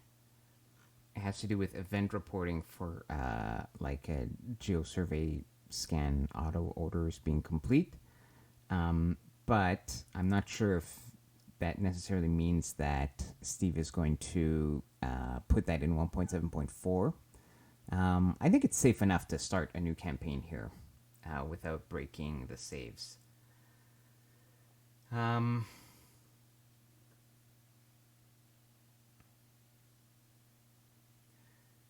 Okay. Why don't we let's get started here. So, new game. This will be the 173 stream, and we are going to go for. I'm going to keep this combination of known star systems because that works with this putting one NPR at a certain distance from us. So I kind of like that idea. So we'll keep all of this as is. Create this game, and then we'll create our race. So we'll be the United Earth again. UE. Again, we're not going to focus too much on sort of role-playing. We're trying to just going to play sort of an average game in all aspects. We'll SM our start here, so we'll like Space Master, and we'll fix all these values. I'm not too worried about setting them correctly right now. Let's set our themes here, our flavors. So system theme. This time I will rename the systems as I go along because I don't like the default names. They tend to kind of be hard to tell apart once you get a few. So I think Nations of Earth is actually, I think, a nice system name theme. Now for the classes, let's do.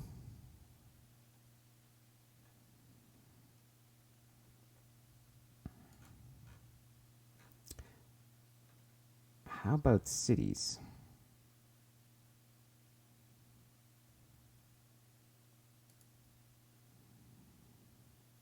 Okay, the rank themes.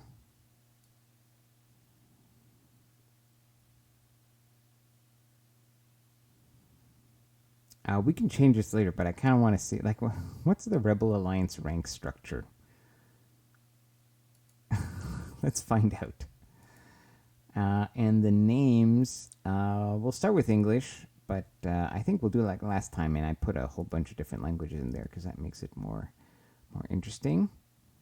Okay, let's change this flag a little bit for a kind of here. Sure. These are kind of funky looking ships, but there's kind of a golden color here. Oh, it's like a Hubble Space Telescope type picture. It's got solar panels and stuff. Sure. Okay, let's create this race.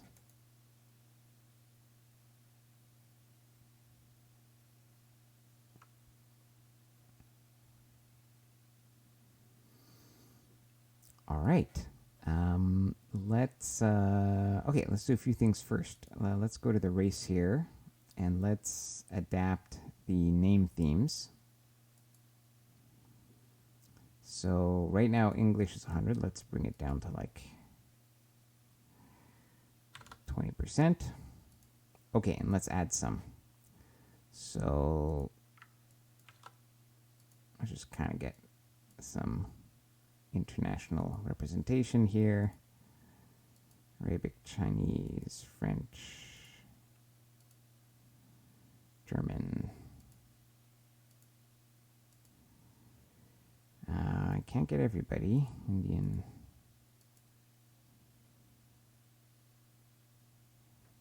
Got some Russian in here.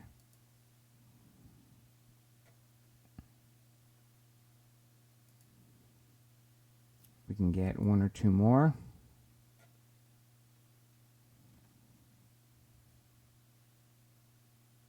Oh, I think I skipped like a whole chunk in the middle. Well, let's see. Okay, we've got like Europe. Wish it was like Sosa. Well, there's Zulu, I guess.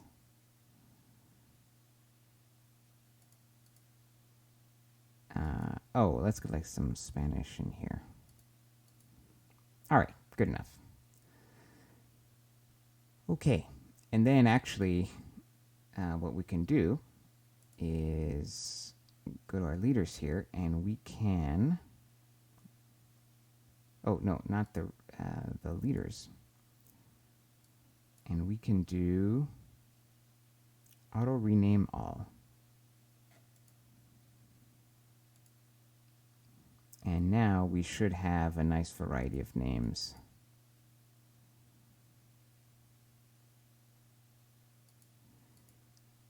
Maybe we need to reopen this window, I think. Yep. Good. Okay, got some more of an international flavor. Okay, and apparently this is a reasonable rank structure. Lieutenant Commander, Commander, Captain, Commodore, Rear Admiral, Vice Admiral, Admiral. Love it. Okay, let's quickly find a governor for Earth. Usually I like to emphasize production. Production, wealth, and shipbuilding. That's not bad. Oh, this is good. Production, mining, pop growth, wealth. Yeah. Okay, it's almost certainly going to be Madeline Sinclair.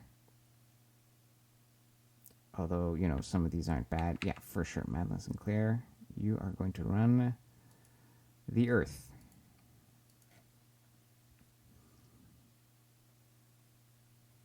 Okay. Next.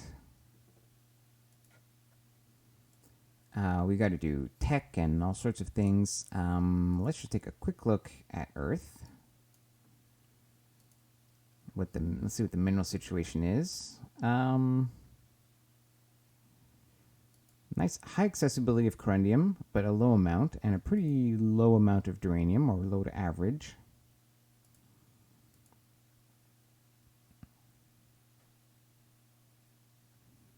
All right, let's start off with tech. Let's get our tech points going. So, I think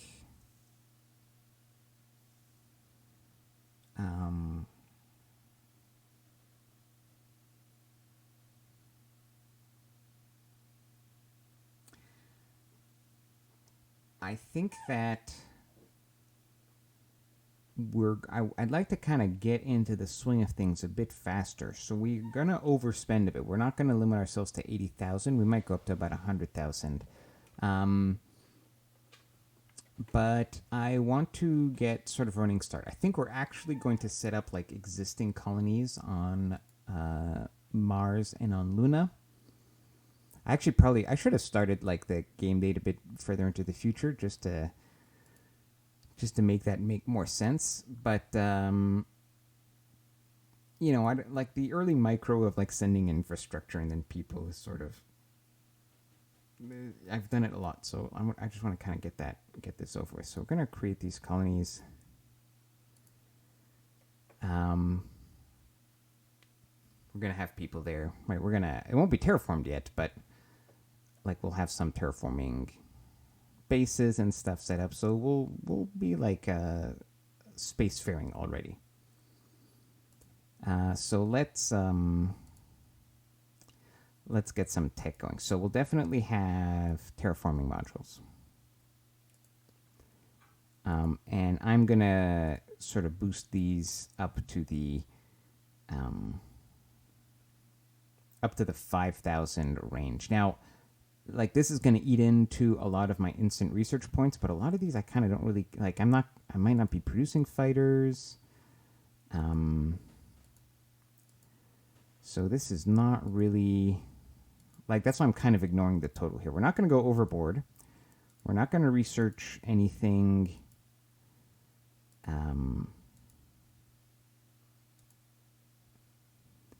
like beyond. Here, let's get the serum harvester, like beyond 5,000 research points, for example, right?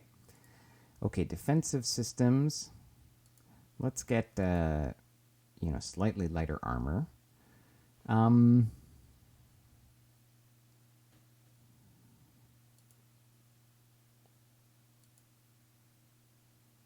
No, this could be something that we research early on. I'm fine with that. I'm going to think about weapons later. Let's definitely have construction equipment, geosurvey equipment, and xenoarchaeology done. And then let's also have large troop transport capability done. Logistics. All we really need, well, we need fuel storage large is just a convenience.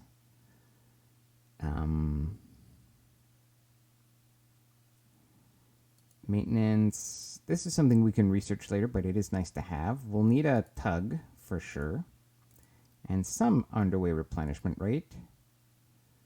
This is something we can research early. Okay, that's it for logistics. Well, like I said, we'll deal with weapons later. Let's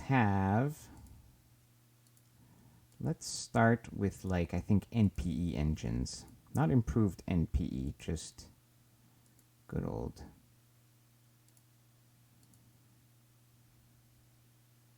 nuclear pulse engines.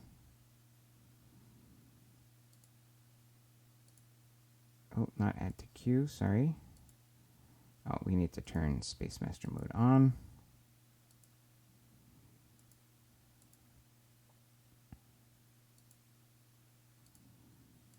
And we'll want jump theory and jump drives.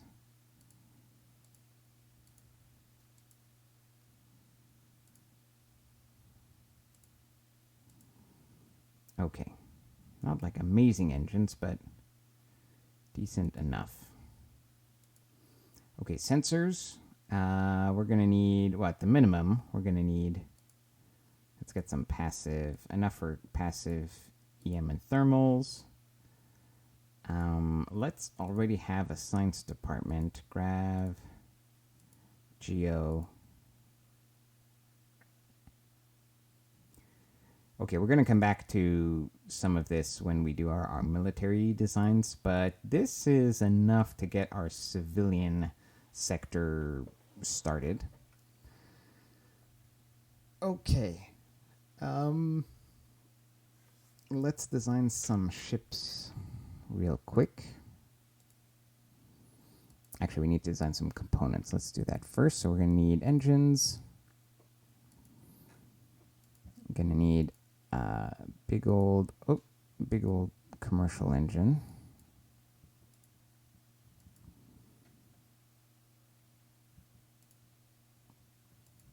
And a sort of a fuel efficient engine for our scout ships.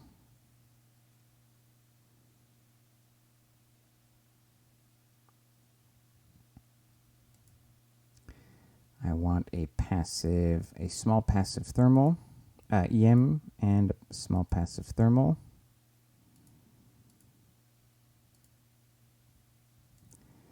I want a small jump drive for my science vessel.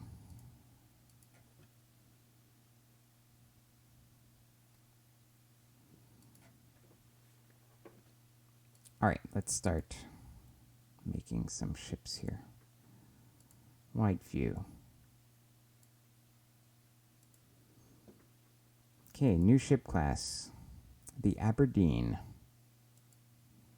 Okay, let's make this our survey vessel.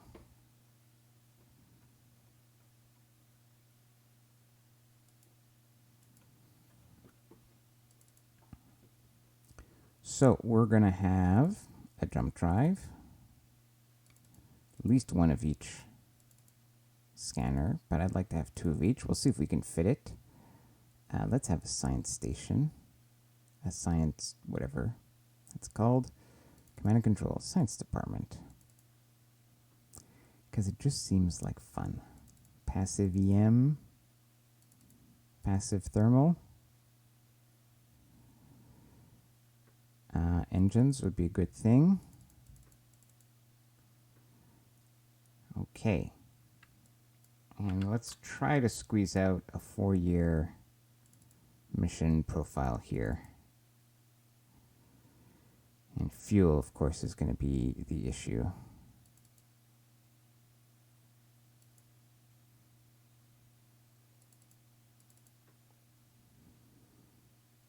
Yeah, a little tight on fuel.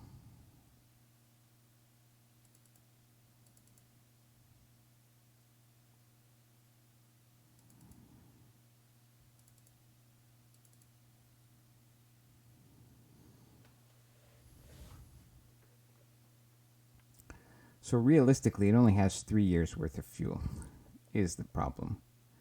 How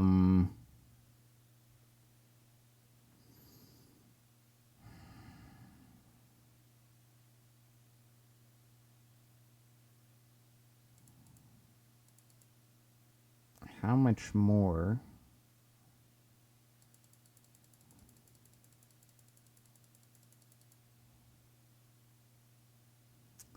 You know, I don't like having such slow survey.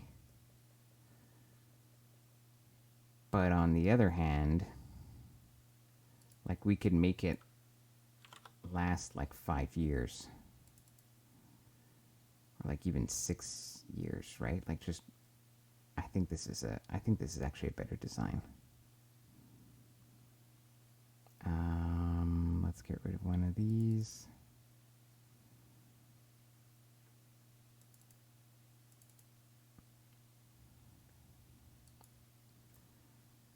Okay, this will be the Aberdeen. Good maintenance life, 5 years. It'll survey slowly, but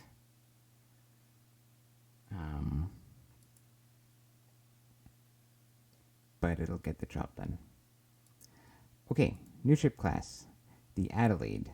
Okay, actually, it's going in alphabetical order, so we're gonna have to do. We're gonna have to rename some of these kind of. Yeah, we're gonna have to randomly pick some names here. So here I'm gonna. What's like a good way that I can randomize this? I'm going to use my mouse wheel. It's going to end up being more likely than not at the top. I'm not looking. Okay. That's sane. I don't know what city that is, where that is. I tend to be pretty good at geography, but I don't know where that is. It could be Tsane. I doubt it's should be pronounced in the English way, so it's probably not sane. So I'm going to guess Tsane, although I have no idea where it is, where that city is located. Okay, let's make a colony ship.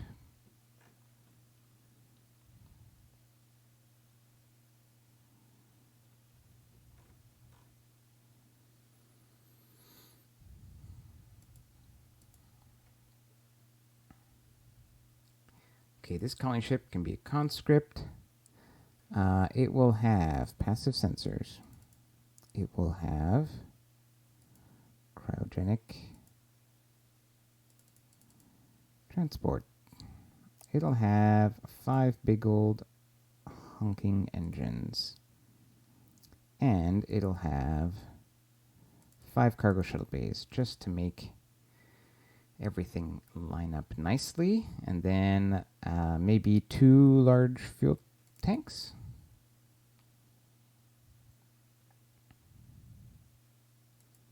This is a well put together ship. I like it. Okay. New ship class. Select name. The Lomi. This will be our cargo ship.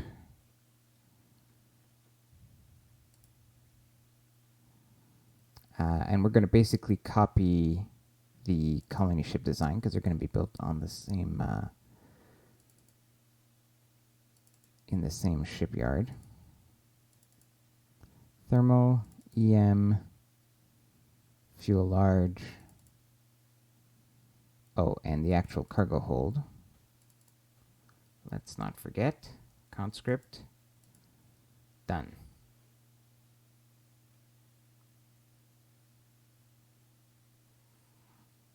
French Red says, I need bigger ships. Yeah, you can make bigger ships. You can make bigger freighters and bigger colony ships. When you're starting off, though, you need to build those ships in shipyards. You need to build the shipyards. The shipyards take forever to retool. They take a ton of workers, and then the ships are super slow to build. And, you know, since we're going to be refitting these ships, like, you don't want the retool to take like 5 years. So I find I like 40,000 tons for cargo and colony ships. I think that's a comfortable size to work with, and you can just multiply and just get a ton of ships. But maybe for military ships, we might go much bigger. But for this is what we'll stick with for these starting designs. Okay. What else do we need? Let's get. All right, we're gonna make. We're gonna design at least a. All right, let's get kind of like a civilian troop transport. And we'll select this name here.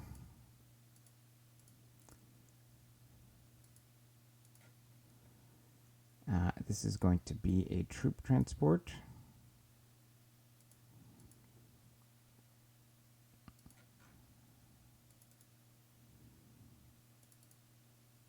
And let's make it large enough just to handle 10,000 troops. Cargo shuttle bays, maybe 2 commercial engines.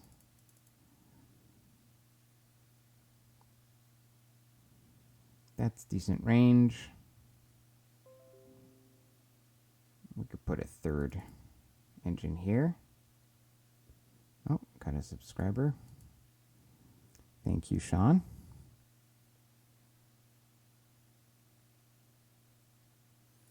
I don't think I'll go more than 40k tons on a military ship. Certainly not at the beginning of the game, but later on that could be a thing. Okay, that's our troop transport. Let's make a tanker. Rename class. Oh, no, let's select the name. The Zilla.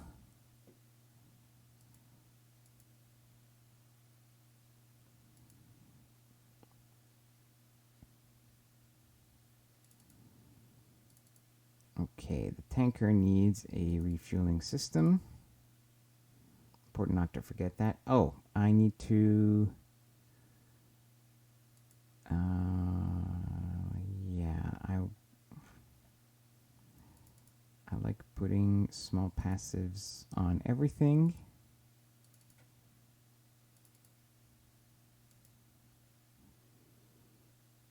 Okay, and fuel storage.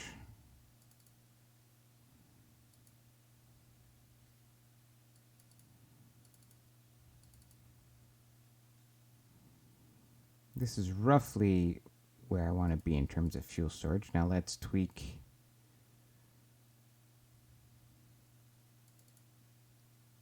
Yeah, good enough. 14 million. And actually we can add a large here. Can add a bit of fuel like this. Okay, and what we're going to do is we're going to call this a tanker.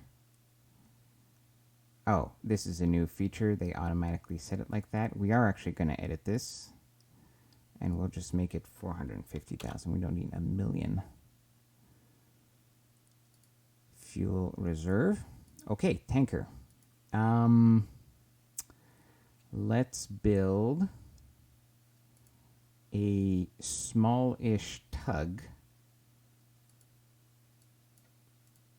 The Tisnet.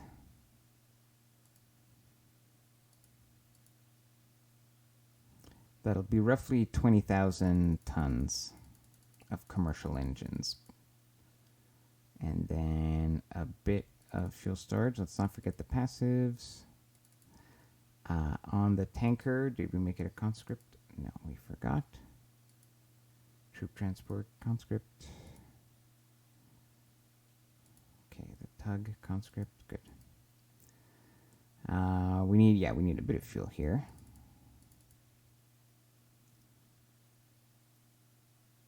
How many engines? 8 engines. Let's stick with 8 engines. Oh, we need the tractor beam. That is important. Fuel storage.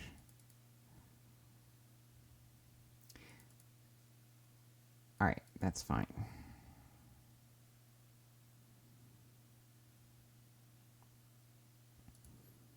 Okay, let's have a terraforming base.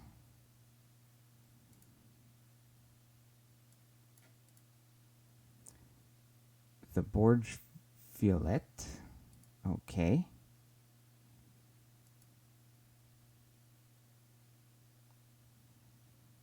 Terraforming base. No fuel. This is going to have no armor.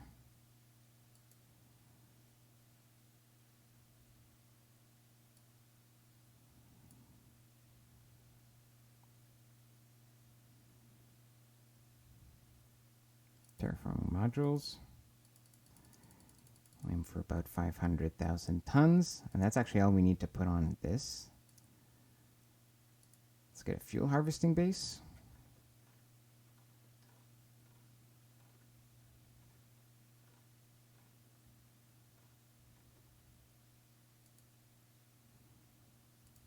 No armor conscript. Tanker.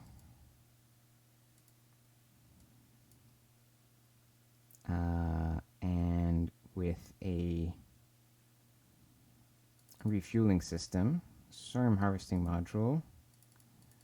200 of them. And we also need some fuel storage.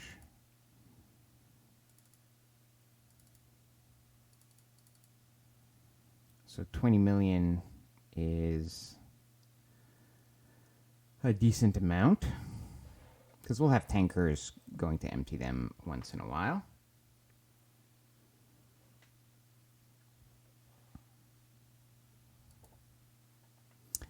Oh, let's not forget the passives.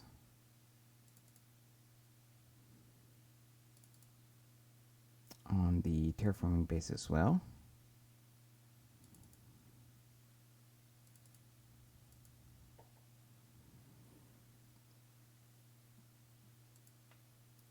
Okay. Given this, let's kind of start setting up our colonies here. So let's have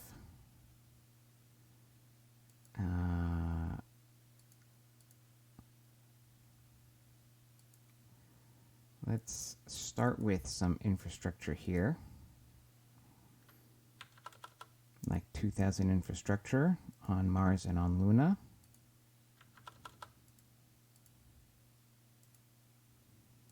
Now this means that we can support roughly 10 million people on each of these colonies. So we're going to edit the population here. We're going to have like 9 million, let's say.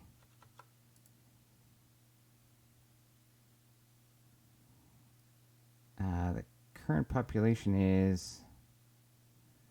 Oh, 9 billion. Oops. 9. Yeah, there we go.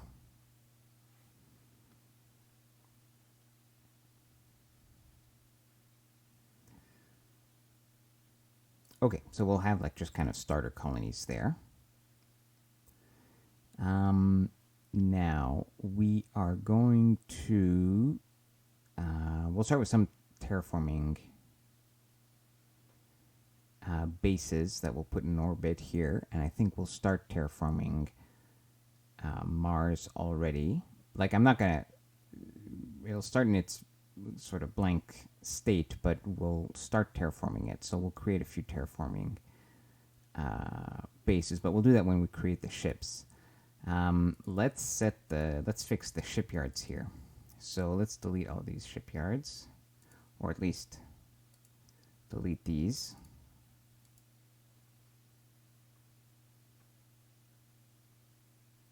Yeah, the game, it's actually a third of China. China's about 1.4, over 1.4 billion. Yeah, the game is kind of balanced around roughly 500 million population as a start. So often when I roleplay this, I imagine some kind of cataclysmic, war or disaster that has befallen us in the early to mid part of this century. If you start with like several billion population, you're just like your industrial, your manufacturing capacity is just astronomical. And if you scale up like all your mining and industry, you'll just like strip mine earth instantly. You'll run out of minerals. So the game is just balanced towards these kinds of numbers.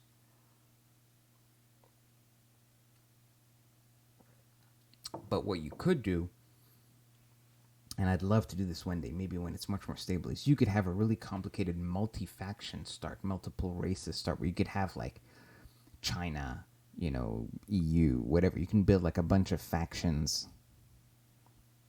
on Earth, each with like, I don't know, 500 million to a billion. And those could kind of be relatively balanced. So that could be interesting.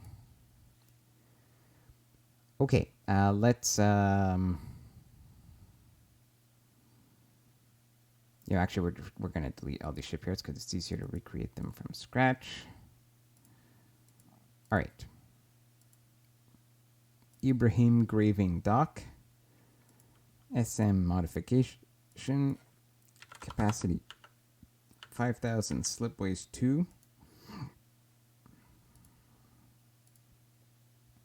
Retooled for... Did I not? Oh, I didn't hit the enter key. Whoops.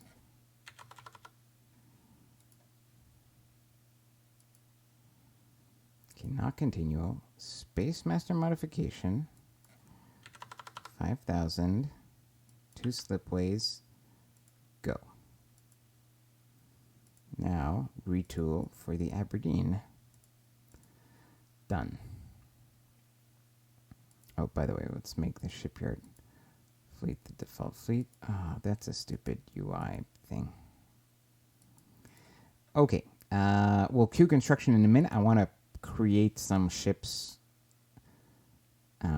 Actually, I've been talking about it, but we should do that. So I want the Aberdeens. Ships in class, no, miscellaneous. Yeah, we're going to have 4 of these at the beginning of the game. Put them in the survey fleet, doesn't really matter. Done. We're going to start with, let's say at least, let's start with 4 terraforming bases. That's going to run, that's like 40,000 build points, but, I want to get the show going. Let's have 1 fuel harvesting base. We don't really need that many. Okay, let's start with a colony ship at least. And, I don't know, 2 cargo ships. 1 tanker.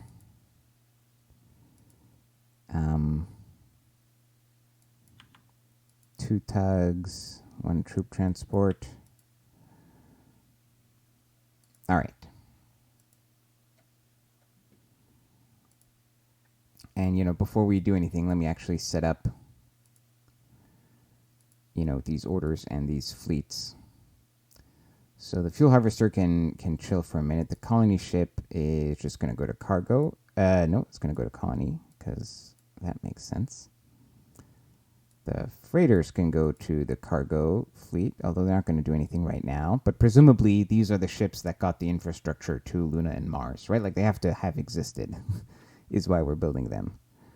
The tanker can just detach. We'll rename his fleet tankers. Oh, rename tankers. One thing that you used to be able to do, and I'm curious if you can still do it, is can I do this to have it appear at the top? Yeah, good. All right, let's get the troop transport just attached here. We're gonna use it in a minute here, but let's just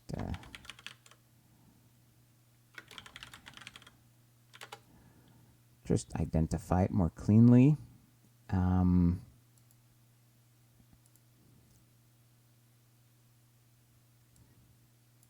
Okay, let's rename this Tugs.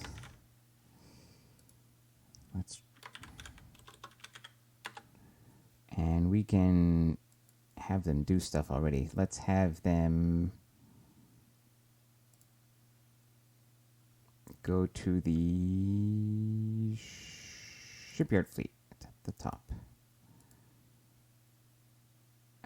Tractor these, and we'll put them at Mars.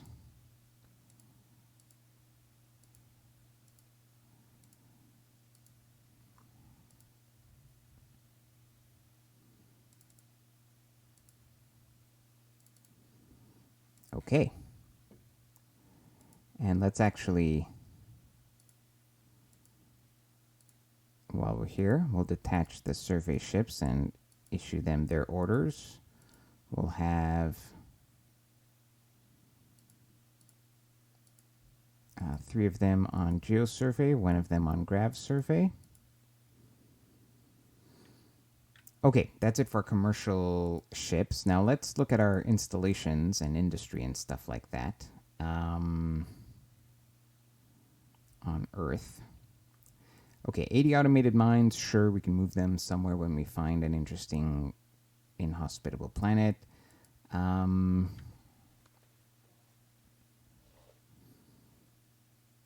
Given that I don't intend to have fighters as part of my, starting army setup, it wouldn't make sense that we had built fighter factories, so let's delete these.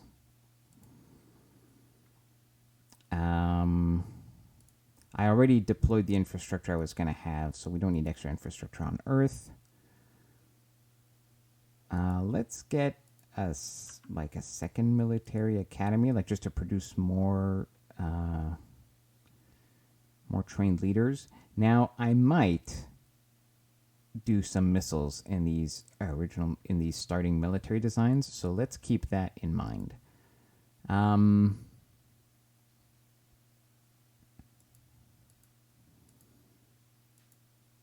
Okay.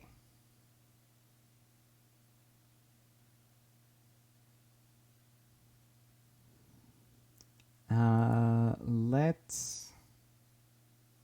Yeah, you're right, French Ferret. Fighters are hard to make work at the beginning. You do need a lot of tech for them to kind of make sense. Okay, we need to design some sort of a ground garrison. So let's do that real quick. This is just going to be a cheap sort of. Well, I kind of do a similar build most times, so this will be like a 5K.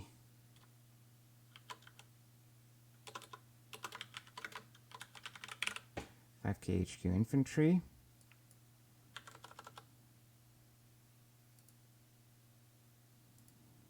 Okay, I'm going to design both a small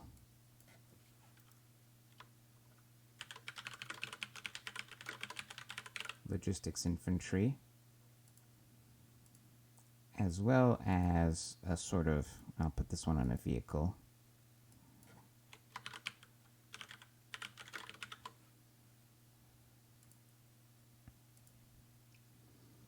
Logistics vehicle. We want to have some geosurvey equipment.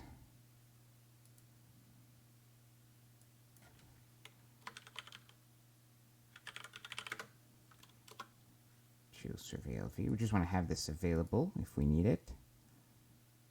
Same thing with a construction.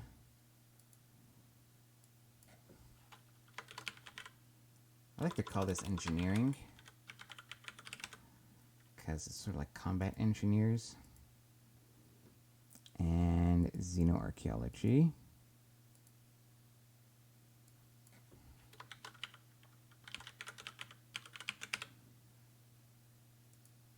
I assume they're all kind of running around in trucks, basically.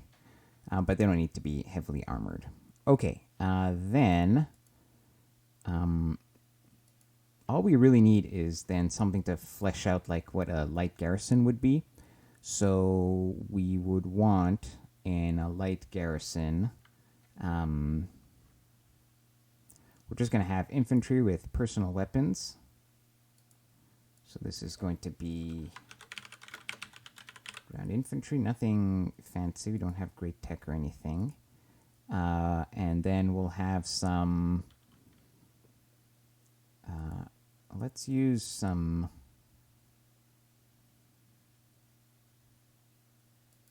just infantry. Let's use some armor here, and we'll have some medium anti-vehicle, and we'll combine it with autocannons. So this will be like a anti-tank autocannon, ATAC MV. I've gotten used to this naming convention, so you'll just have to get used to as well. And then we'll also have one that is anti-air. This is going to be an AAAC MV.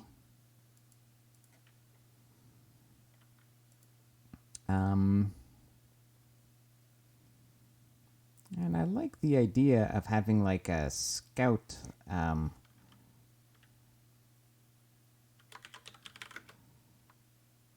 scout light vehicle, just like a spotter. I don't know if it makes sense to have it in a vehicle, but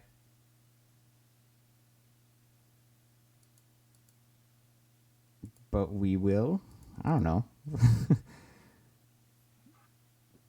Let's be creative. Okay, so let's put together what would realistically be just a colony garrison, which would have like redundant headquarters. We'll have like I don't know, like for these guys,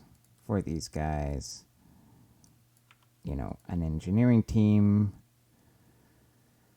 in case we needed to coordinate stuff from orbit, and then just a big pile of infantry, like 500, I don't know, more.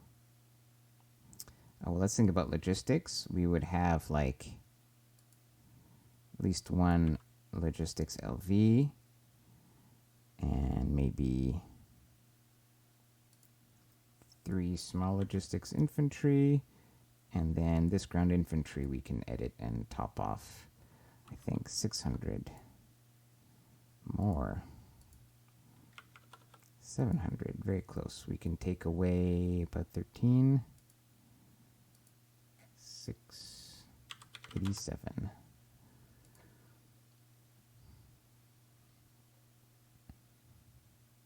Okay, this actually is kind of, let's just put 2 logistics light vehicles.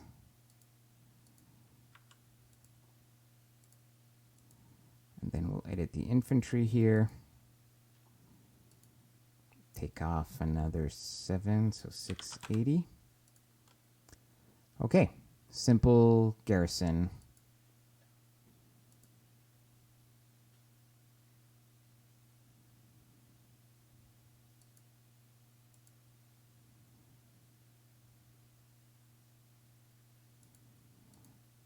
And what we're going to do is we're actually going to like instant build. Oh, enter number. We're going to put 2 on each of the moon and Mars, and I think we'd have 2 on Sol, so we'll have 6 in total. And I guess we'll start. I guess we train 4 more, because we'll want to colonize the Jovian moons and stuff like that. Which reminds me, I can queue up 2 new Aberdeens here. Speaking of construction queues, now let's take our troop transport and have it go to Earth, load the 1st and the 2nd colony garrison, bring them to the moon. Then load the 3rd and the 4th colony garrison, take them to Mars. Head back to Earth and refuel. Okay, ground troops taken care of. take a sip of coffee.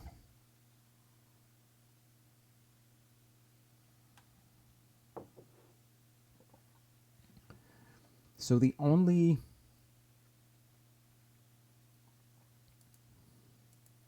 thing we really have to decide now is what kind of navy do we want to give ourselves at the start. Oh, actually, no. There's, well, in terms of, let's not forget we're going to set our industry. So let's do this. Let's queue up 100 of these with 5%. Research, let's do 15% capacity. Construction, factories with at least 20 mines with at least 20, and I have some ideas about what we're gonna start working on.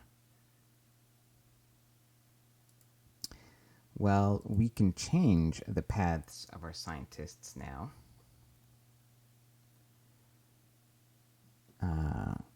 In case you didn't know, for anybody who's watching, now you can change your scientists. So we happen to have CP and defense and whatever, but we don't have anybody for, I don't know, logistics. So if I really needed a logistics scientist, I can take any one of these people and change their field. But if you do that, they lose 75% of their bonus and have to restart from there.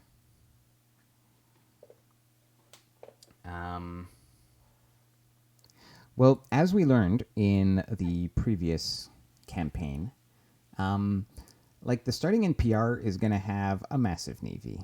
And any NPR that gets generated is also going to have a massive navy. So I just give myself a massive navy to start with, we're not going to be able to just roll over anybody. However, I don't want to be caught completely flat-footed either. Oh, Joaquim, you didn't know? Yes, this is a new feature. So you can change now your scientists. And it's really smart the way it works, because normally if you assigned a scientist to like an off specialization, so for example, if I took this energy weapons scientist, Rais here, and had them research biology, they would be doing at a 75% penalty. Like the only 5%, they would only get a 5% bonus. Here, I'll just prove it to you. Because their bonus is in energy weapons, right? If you change their field, but if I do that, they retain their original 20% bonus in energy weapons. So if later you're planning to do a lot of energy weapons research, you don't want to change the field. But you can permanently change the field. They'll permanently take the 75% loss, but after that, they'll grow in their specialization in the new field that you chose. So it's a pretty good idea to, use your second scientists in different fields to make sure you have at least one in all the fields for the research you're going to do. Yeah, that was one of the things that was added in Aurora C#, which is really nice. Because, yeah, I hate it when you don't have you just don't have a guy to do CP or whatever. Okay, so we do, let's think about military here. So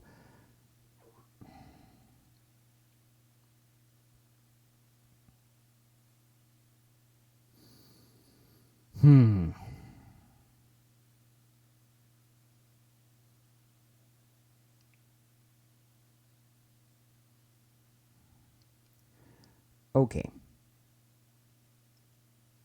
I think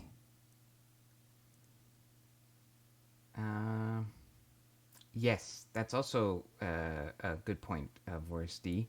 You can assign a commandant to the academy, to your academies. You can have many academies, and they can all have different commandants. And if you assign an administrator, then that academy is more likely to produce administrators. If you assign a scientist, they're more likely to produce scientists.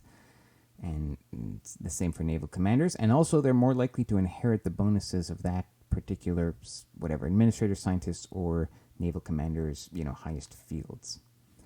Which is actually something we should do. I don't know what I want early on.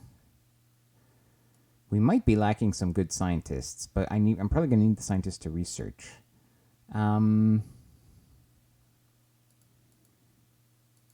Let's just have this vice admiral here assigned because he's got a good. He's actually got good scores overall.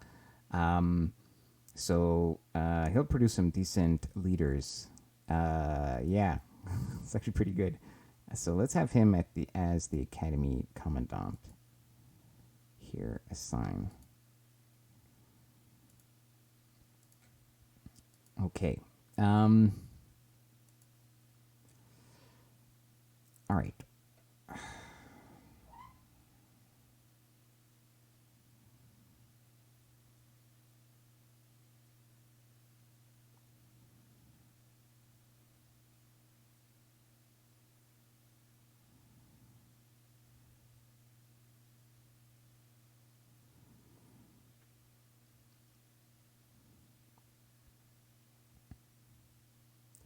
Okay. I think I've decided on a type of doctrine that I'm going to use. Again, kind of for funsies. We are going to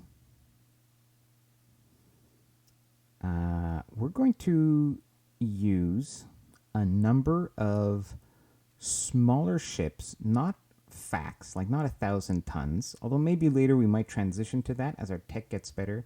But I'm thinking like frigates, like these will be like 2,000 to 3,000 ton ships with like spinal lasers, basically. It'll just be like one ship carrying a spinal laser. That'll be our kind of close combat firepower.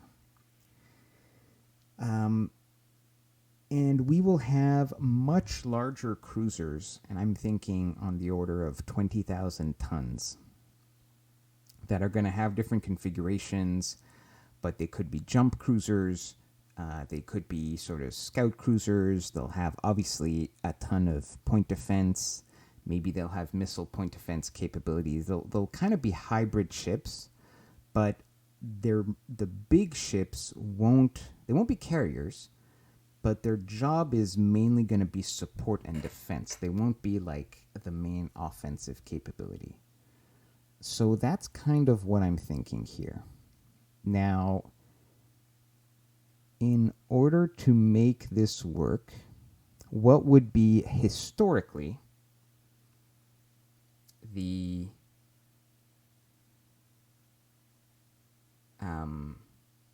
like the progression here, right? So here, let's actually not create. Let's create some designs, even though we're not actually gonna, use them. So let's have again. Let's rename this class to some random the can. So this is going to be like a frigate.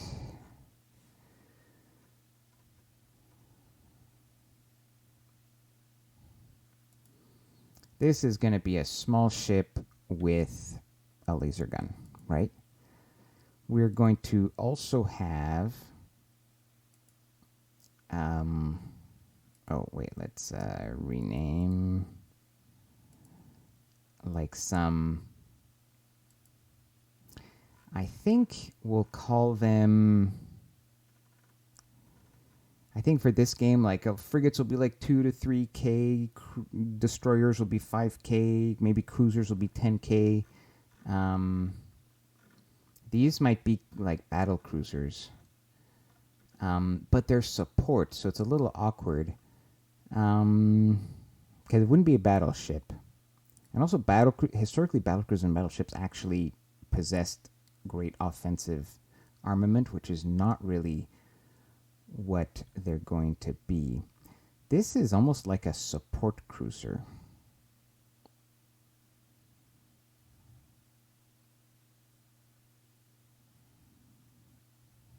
Or defense cruiser.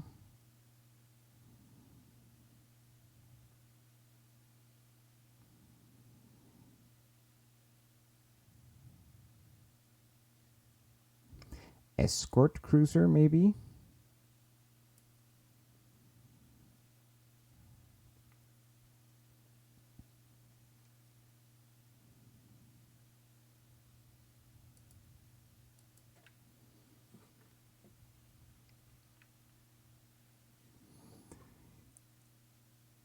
Let's keep this in mind. So this would be like a primarily like a PD platform. So we're gonna have point defense, and I think both AMM point defense and energy weapon point defense. Maybe we have some sensors on here, and I think we might have another cruiser, which would be more like a jump cruiser. Let's Djibouti. That's going to have jump capability, so this will be like a jump cruiser. So this will have a jump drive on it. And the cruisers here, I'm thinking like 20,000 tons.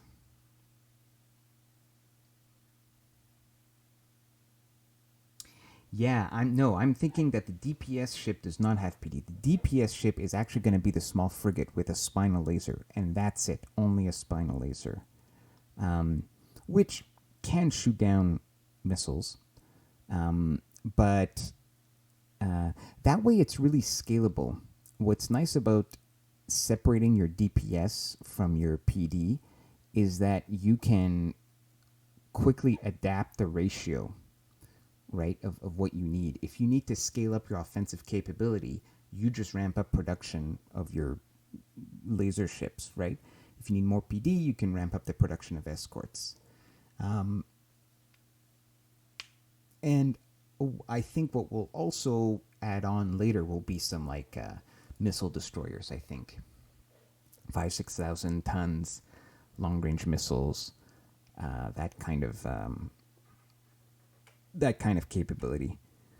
But so this is like a blueprint. We're not going to.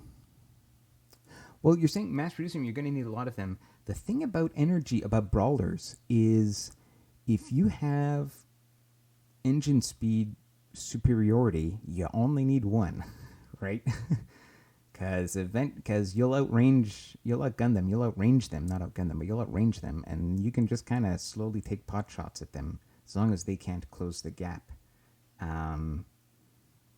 So the issue really is, your ability to clear out missiles.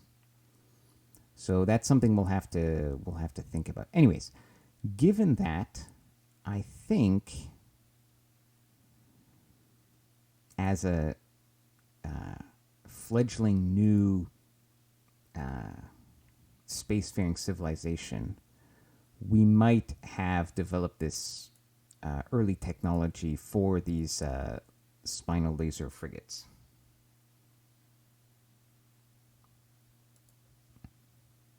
So, what is that going to require? Obviously, it's going to require the energy weapons themselves. It's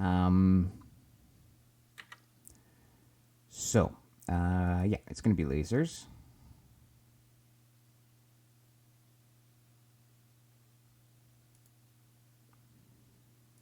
Again, we're not going to go high tech. We're going to stay below 5,000 in terms of the tech points here. And we'll just make something that kind of makes sense. Obviously, we're going to need spinal.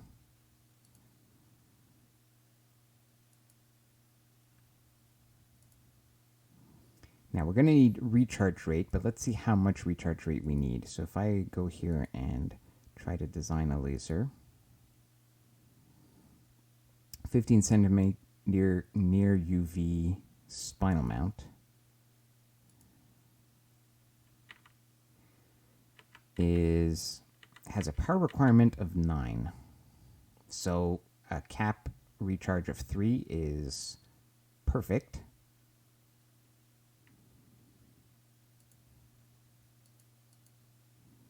So let's go to power and propulsion.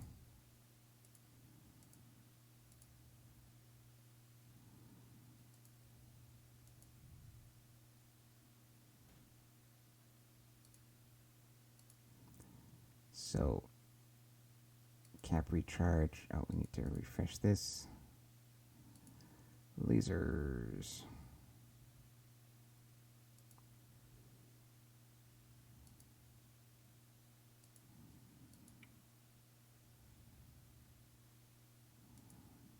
Oh, I actually meant to instant that. Well, let's go and instant it over here.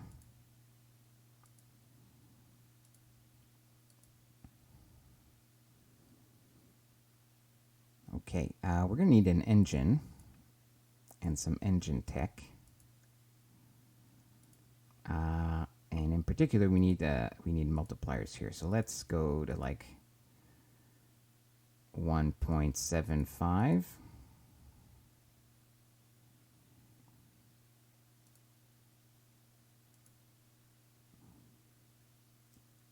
We need to prototype an engine. Let's do that. This is going to be our military engine for the frigate. Now, if we're aiming, if this is going to be a fast-ish ship,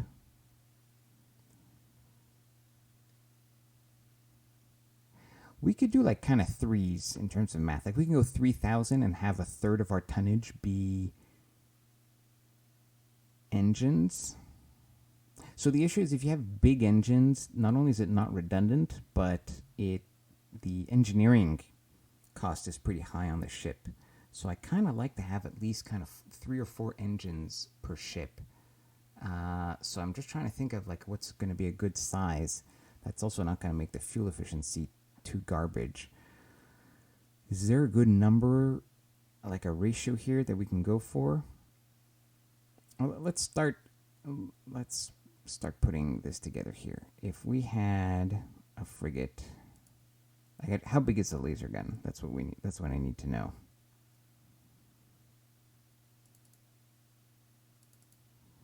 It's not that big. Okay, we can make this smaller than I thought.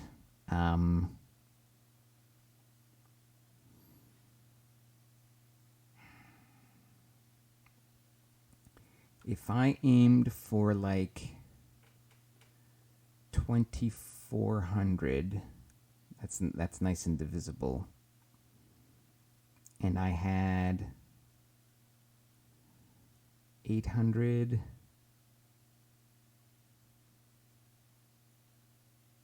Not quite divisible enough.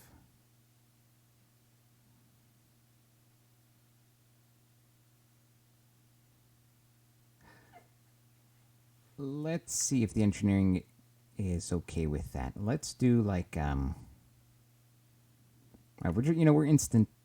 making this tech instantly anyway, so it doesn't really matter too much. Okay, let's make a fast engine at, let's do 500 tons. Let's just see what this looks like. So we would have 2 of these engines. Yeah, with 1 engineering space, I think we can make this happen here. I've got about 500. Like I'm aiming for 2,500. I mean, I still need to put like a sensor and a beam fire control and a power plant, but that's pretty much it. So we only need a small power plant. We only need 3 power for our power plant, so that's going to be easy. Let's design that right now. Power plant.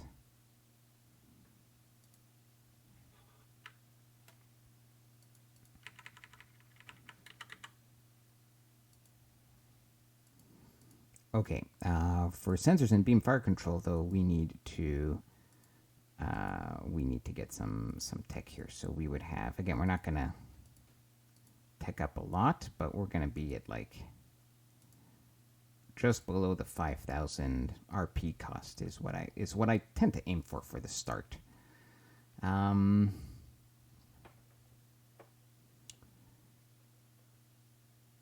Maybe E-War is not something that we have yet on our ships, even though it's something we might want to look into pretty soon. Okay, that's enough basic tech for sensors. So let's get a beam fire control. Now, the spinal has a range of 2,700. So the range kind of has to be max range. Now, the tracking speed kind of has to be in this range. How fast is the ship going to be? Let's test that out. Right now, the ship is going real fast, but let's just add a bunch of mass to it. Okay, we're going like 55. Like it's a little more than 5,500. So that means our beam fire control, the tracking speed, can be 57 like this.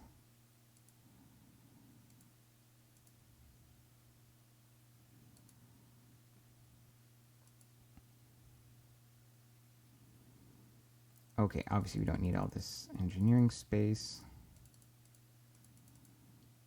All right, so power plant, beam fire control.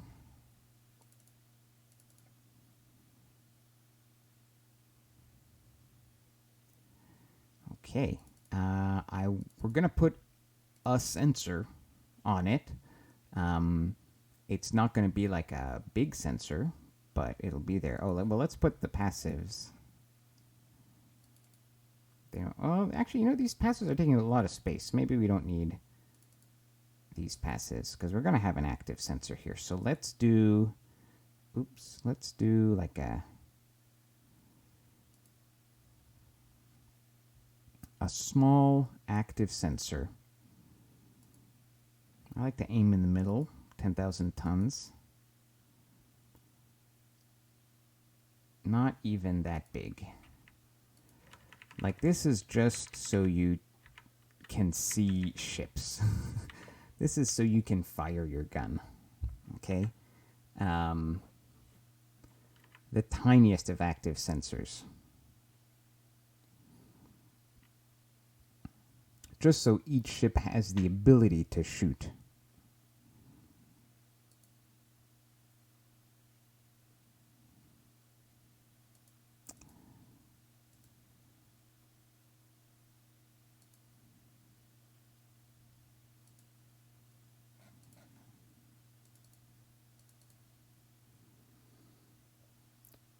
Okay. I thought I gave it a beam fire control. Oh, okay. Well, we have one now. Okay, it's not going to be a large fuel reactor for sure. Fuel storage cell. It'll be sort of normal-sized ones. Now, if we just pump it full of fuel, that's like a decent... That's like not bad. So, I mean, this is basically a ship here. Now, looks like 3 years is a little ambitious given the size. What if we aimed for like 2.5 years, which is kind of what the maintenance here is suggesting, with slightly over 10 billion kilometers in range? Okay.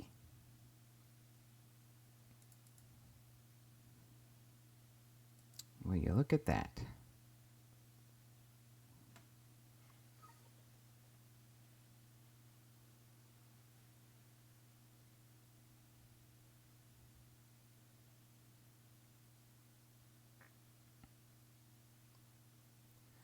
Okay, the Can class frigate. Our Pew Pew laser ship. I like it. Simple design. Does one thing. No armor, but like this is a small like it should not be taking hits. Okay, this is not, its job is not to be a tank. We knew that coming in. All right, so that means I think we would have a Navy, a shipyard ready to build it. Now, perhaps we only have one slipway.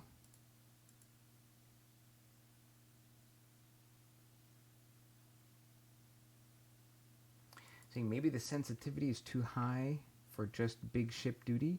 Well, I want it to be able to see all classes of ships. So right now it can detect 10,000 ton ships at 10 million kilometers. I want it to be able to fire if it's alone. And it, like, if it's near a ship and other people don't have their actives on, like, its active is tiny, it won't detect it at range. It just needs to have eyes. It's just eyes. So that seems to be like a good average size. Like, we've seen NPR ships in the 20,000 ton range, but some can be in much smaller. If they have fax or fight or whatever, like, we want to be able to shoot at fax. So we can't just set the sensitivity to the resolution to like 20,000, because then we won't even be able to shoot at fax. So I think that'll work. Okay, and let's retool for the Can class. Now, I think we'll start with a couple of these ships, although all they're going to be doing is like training. We're not going to actually use them. Let's go to the Can. Let's do ships and miscellaneous in the battle fleet, and let's say we have built 2 of these. All right, and we'll queue up the production of more. So I'm starting with a smaller navy than I gave myself in the previous game, but we have a clearer plan, and we'll sort of expand. And so we'll see. We'll see if this plan works out. Okay. That reminded me that I wanted to set up a training fleet. Flight school.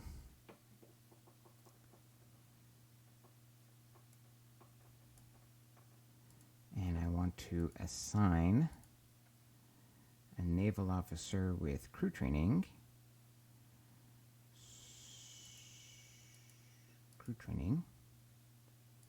Like Rear Admiral Alexandra Short, to the flight school. Okay, so that the fleet is being trained. All right, I think the last thing we need to do is get some commercial shipyards. So obviously we would have had one commercial shipyard for that built the freighters and the colony ships. So for me, typically that would be 2 slipways here. And it was building... which one is my colony ship? I forget. That's Sane.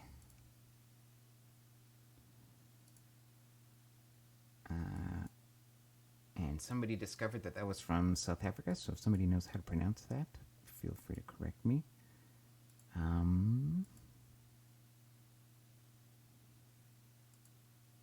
Retool for the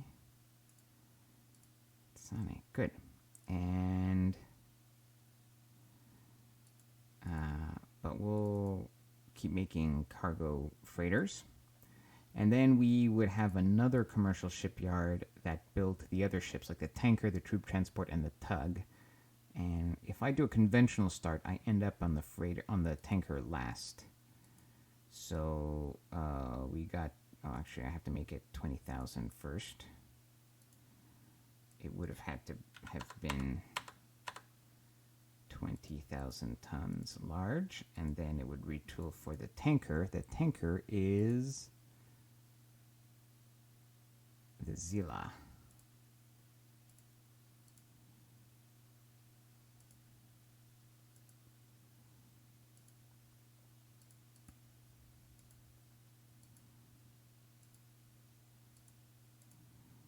Okay, and we can keep... Oh, I forgot to click here. Can build a Zila. Okay, that's it for my shipyards. Let's save.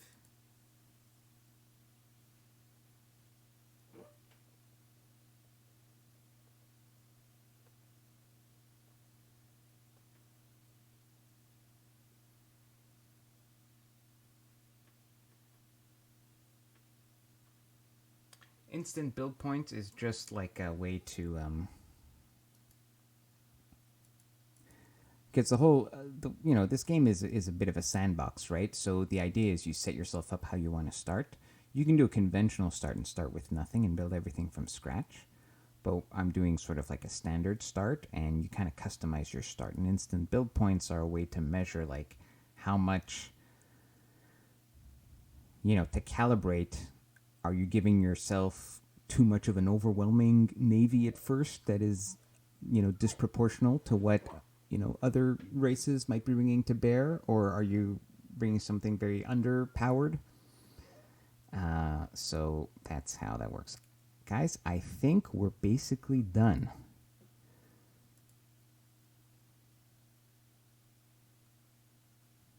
We're done the setup.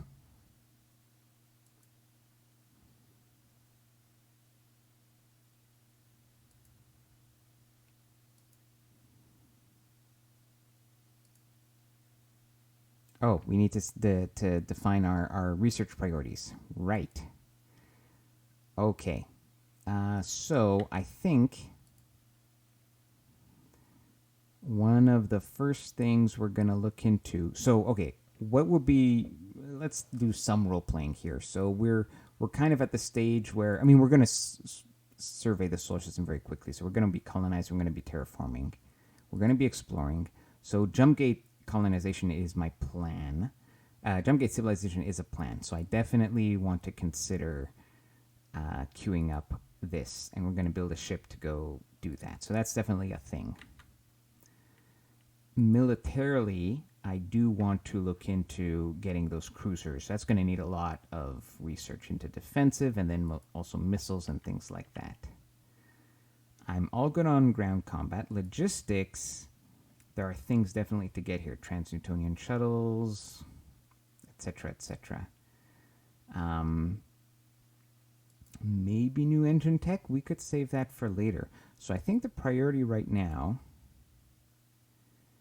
is going to be a combination of construction propulsion, which is always a good thing to be researching early on.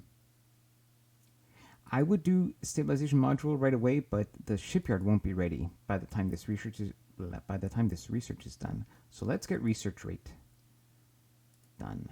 But we're not going to sign like.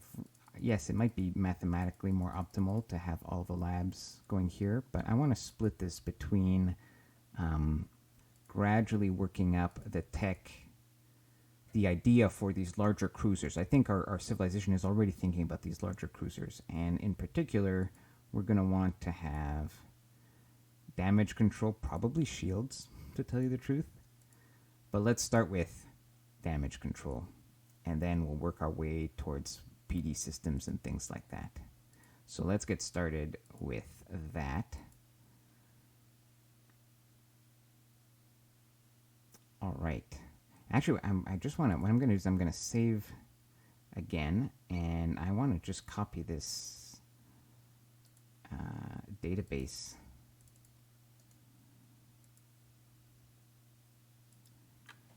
(173).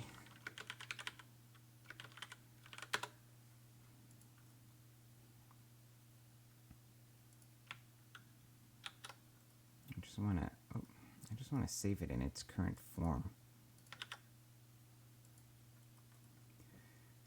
Okay.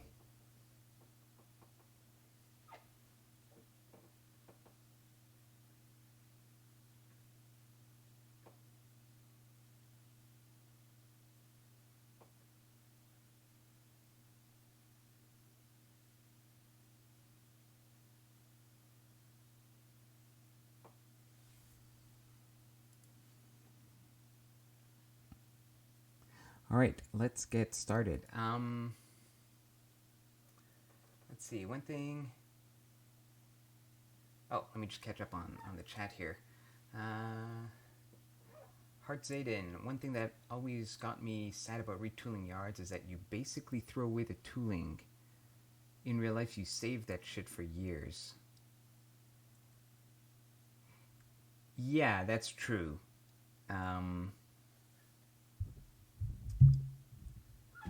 That is true. Although there is like some overhead in like converting to a different ship type, but you're right. And then you're sticking with actual tonnage or referring to a cruiser. I try to.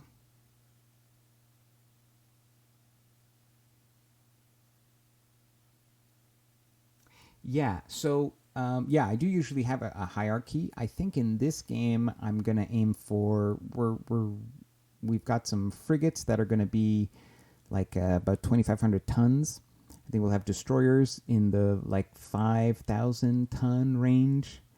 But I think they might be like 5 to 10,000 tons. And I'm looking to make something maybe in the 20,000 ton that I'll call a cruiser. It's a bit it's a heavier. Usually, a cruiser for me is like 10 is like above 10 or above, and then like 20 starts to be like battle cruiser battleship. But the thing is, maybe I'll go bigger. Like maybe the whole scale for this game might be a bit larger. So I'm planning to build something around 20,000 tons. I don't want the problem with a battle cruiser or battleship is that it heavily implies that it's shooting big guns, and these are not ships that do that. So it just feels a little weird. So I'm gonna call them cruisers.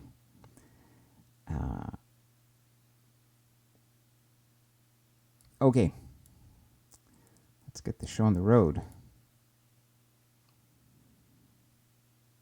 All right, things did not explode. Good.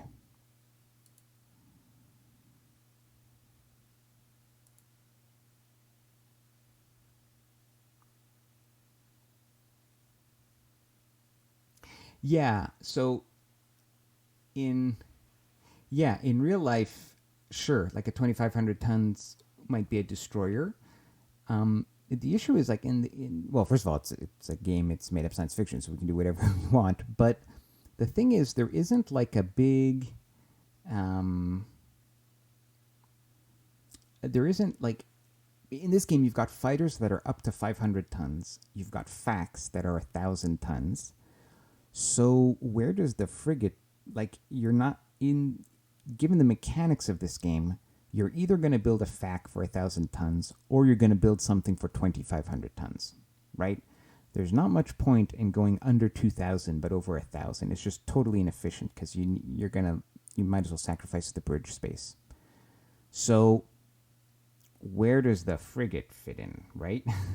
So I'm kind of like creating a category here, and the frigate is taking the place of the destroyer, and then we're upclassing everything else. That's how I'm organizing it in my mind.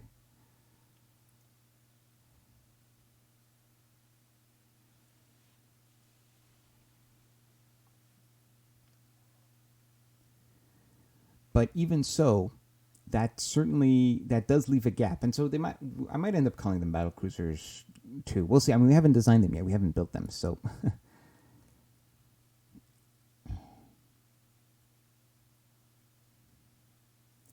Okay, we've got Coleman Transport is our first civilian,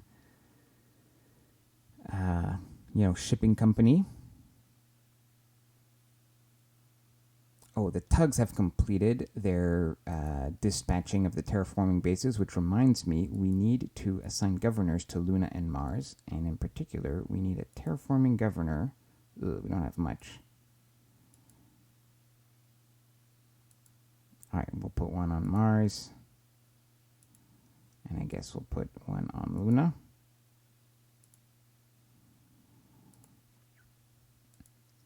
Okay, and let's head to Mars environment, and let's get this terraforming going. So we'll start with oxygen.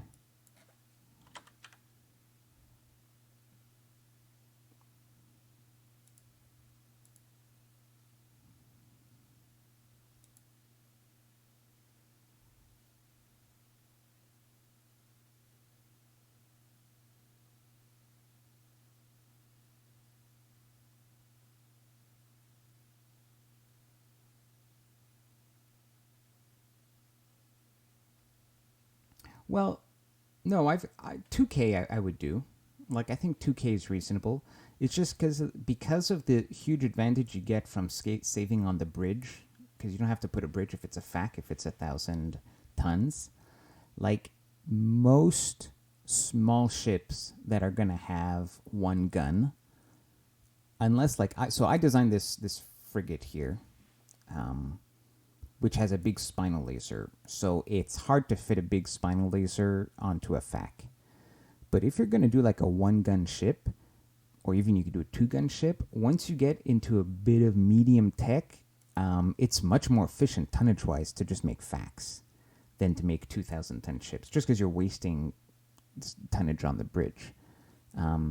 I find 2,000 you can make something happen. Like 2,000 you could have like a bigger weapon that would be hard to fit effectively on a FAC. So that's why I think to me the smallest size that makes sense is kind of 2,000. I went for 2,500 this game, but you can make something happen at 2,000 for sure. Okay, we got our first jump point already. But you know, that's sort of my opinion and my experience with this game. The whole beauty of this game is you can do whatever you want in terms of your ship designs.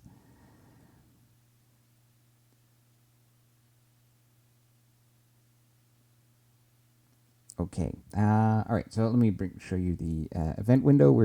We find all sorts of mineral deposits, and we train our first set of garrison units. Let's take a look here. See what the minerals look like. Okay, Mercury has nothing. Venus, not much. Very low accessibility, so somewhat disappointing. How are we doing on the gas giants? Jupiter. Oh, good. There's not a lot of sorium, but it's high accessibility, so we can definitely get started there. In fact, let's do that. I don't need to send both tugs, but I'm too lazy to separate the fleets, so we will send both of them. Tractor the Adelaide to Jupiter, right? It was Jupiter.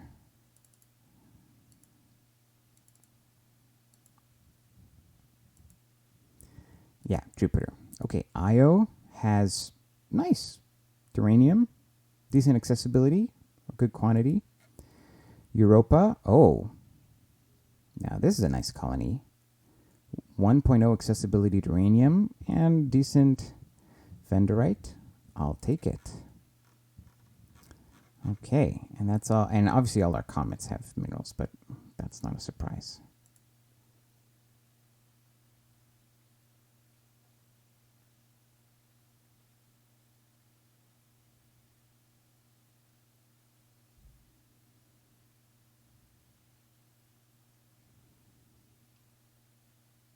Okay, a civilian mining colony has been established on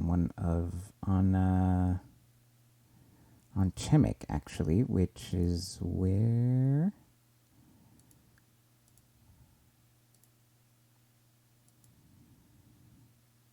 Looks like a comet. Okay, duranium, gallicite. Yeah, well, that'll be income for us.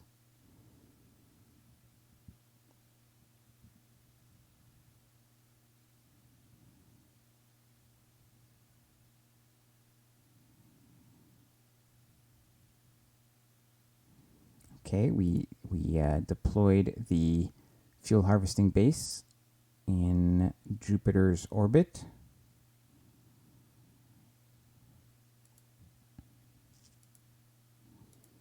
And we built some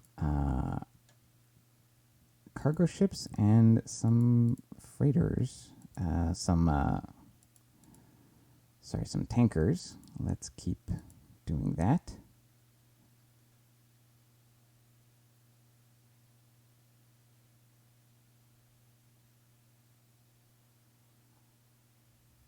I don't mind if the private sector claims a colony, even if they set up, because the private sector is going to build, it's going to build auto mines, like the civilian mines. Each one is 10 auto mines, and it's, at least in VB, it was like, this is actually very efficient to just buy their mineral output. I mean, it costs you a ton of wealth, but if you've got like a mineral crisis, it's great to have all these civilian mines that you can suddenly just, in an emergency, buy their output. So that's not so. Actually, I want the civilian colonies to be there, and honestly, if it's like on a big colony, like if it's like on a planetoid or a moon that has millions, then I'm not worried about them eating up the supply before I do.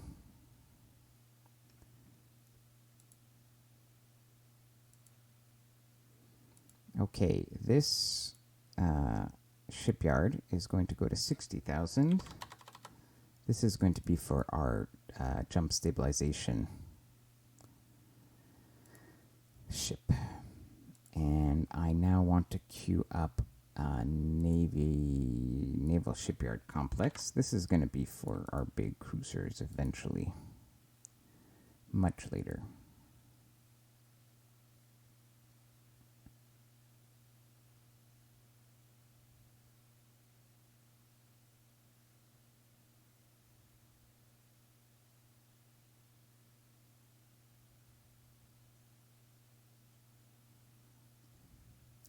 What do you mean how much faster it is? It is, in terms of like how fast the game processes turns, it's unbelievably faster compared to before. It is really fast.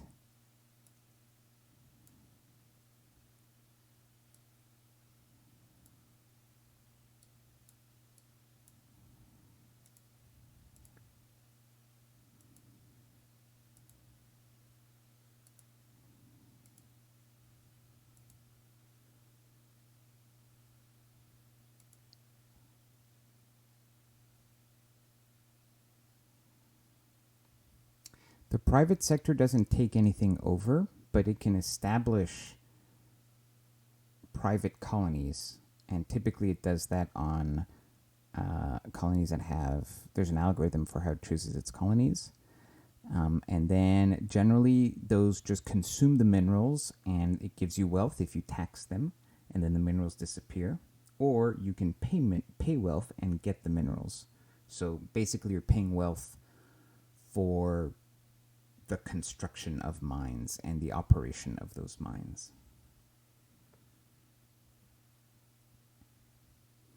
Okay, we built two new discoveries. Not discoveries. Sorry, this is my old game. The survey ships were called Discoveries. Now they're called Aberdeens. So the Aberdeen 5 and 6. Let's have them wrap up the Grav survey real quick. And let's build some more.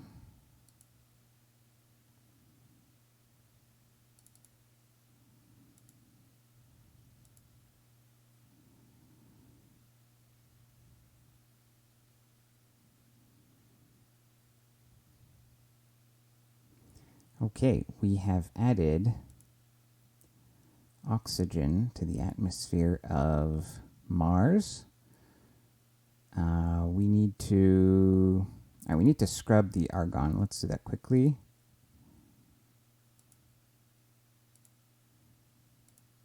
And the CO2 as well. Okay, done. Oh, research rate is complete. Let's get the jump point stabilization module, since we are expanding the shipyard for it. Okay, Mars. Let's also scrub the CO2 now.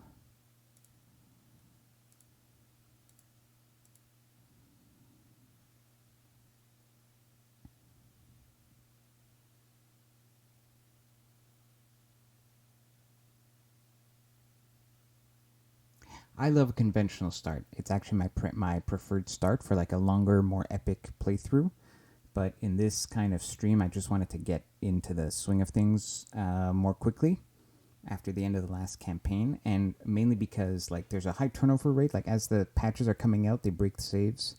So if I'm going to spend 5 hours getting to this stage of the game, like campaigns take a while to run. So while the game is still changing a lot, I prefer just doing an accelerated TN start. Okay, we scrubbed the bad stuff. I can just add like nitrogen to the atmosphere here, but let's get some water going before anything else, just to get that precipitating out of the atmosphere. Let's just get that started. Oh, and we'll check on the mineral deposits. So a civilian colony has been set up on Europa, which is fine by me. It's also not surprising. Okay, so there's also deposits on Callisto. Well, pretty forgettable deposits. Okay, no gas on Saturn. No gas on Uranus. Neptune. Ooh, okay. Neptune has even better accessibility than Jupiter. Triton.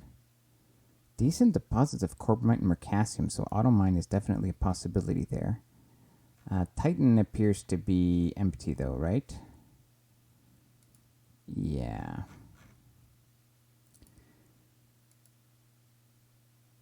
Boronite and Sorium out in Haumea.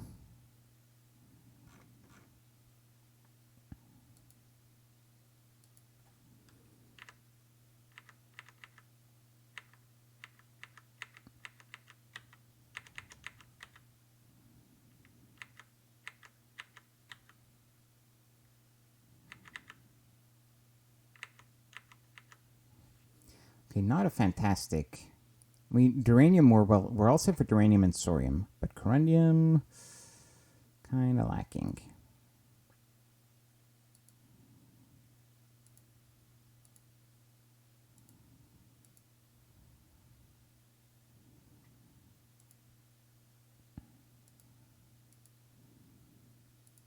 Well, I didn't want to make more colony ships, but I queued them and I'm too lazy to cancel them, so we're going to have more colony ships.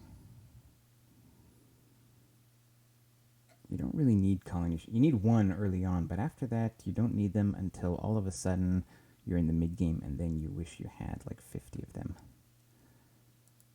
All right. Shipyard. Naval shipyard. So we're going to go big here. Gonna get this going. And in fact, we're gonna have 2 of these going.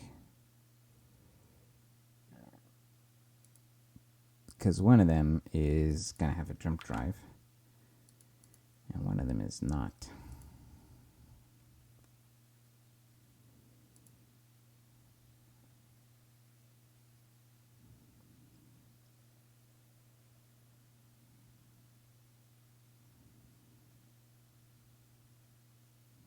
Okay, so we finished damage control. Shields would be a nice thing, but it's not going to be on my priority right now, and I don't think it would make sense that it would be the priority. Also, composite armor might be a thing, but we need to start like developing the basic systems that we're going to need to use. Clearly, we're going to have some kind of turret-based PD, so we need to get some turret tracking speed researched. So let's just get started on that.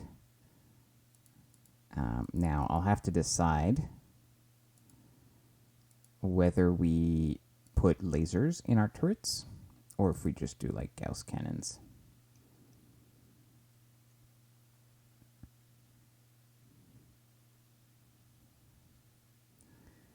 Okay, let me catch up on the chat.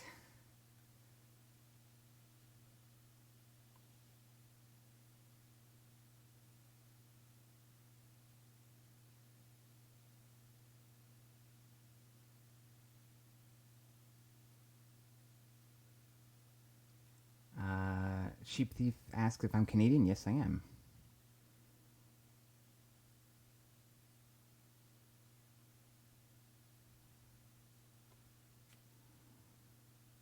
Yes, you can set the target for continual capacity. There's so many like great, quality of life features now in C# that weren't present before.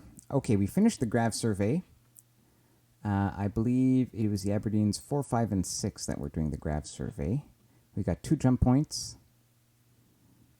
One thing I'd like to do is I want to open up these things so that in case something breaks on these ships, I can see right away. Let's take a quick look at logistics overview. Deployment time. You know, what we're going to do is we're going to send the 4 back for a quick resupply and overhaul before we send it out. But the 5 and 6 are pretty fresh, so we'll send the 5 and 6 out to scout these 2 jump points. While the 1, 2, 3 wrap up the geo survey of the Kuiper Belt.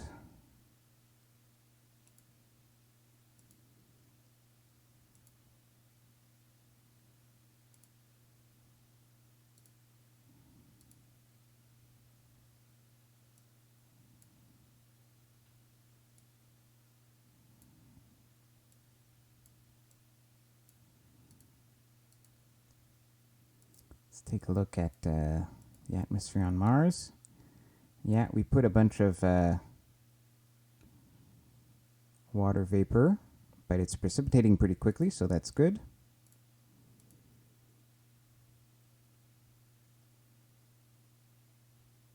You can tell from my voice that I'm Canadian.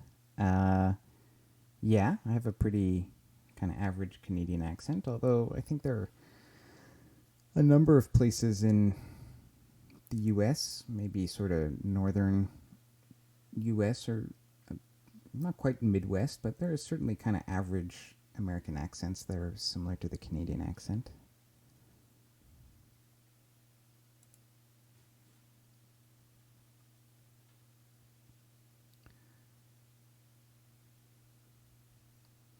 I'm actually French Canadian. Well, I'm bilingual. My native languages are French and English. Yes, I'm terraforming Mars.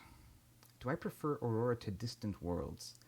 They are both very entertaining. I've played more Aurora than Distant Worlds. Das Tactic has some great content for Distant Worlds.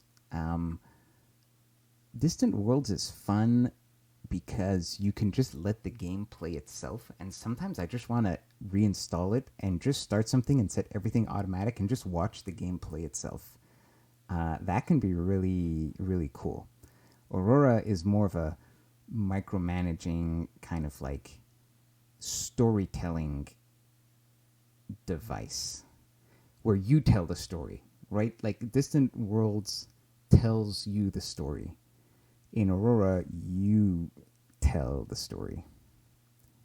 So that's they're both great storytelling devices, but it's a bit different, right? How it works. Okay, turret tracking. Let's get a bit more turret tracking.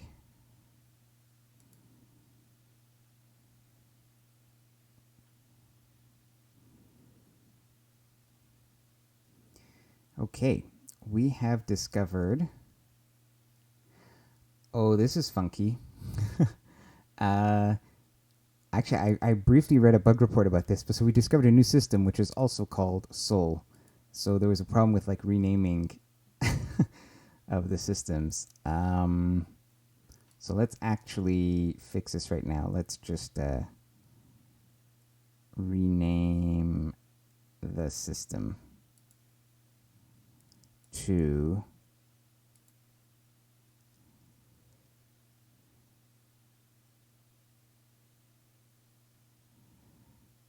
I already had a theme set up. So I'm going to... Okay, there's two things that are going to happen. First of all, my notion here was that it was going to be cities.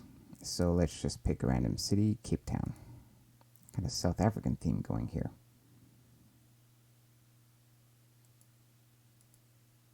No, this is the real Sol. This is the imposter Sol. And select name. I just clicked on you, Cape Town, select name. That's weird.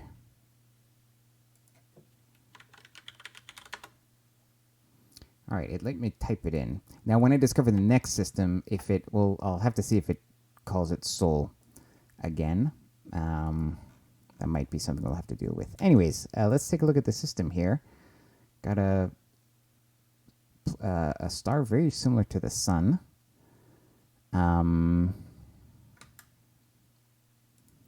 Let's do a quick, and it's not too big, so it'll be quick. Let's do a quick geo survey here. Standing order. Let's do a quick geo survey.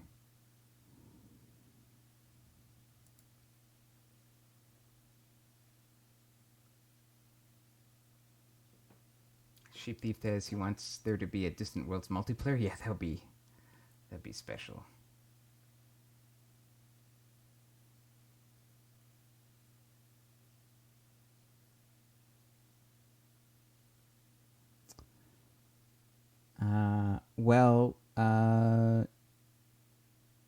Okay, no, it actually worked. So the next system I discovered got the name DX Cancri, but the problem is it is not assigning the names based on my theme.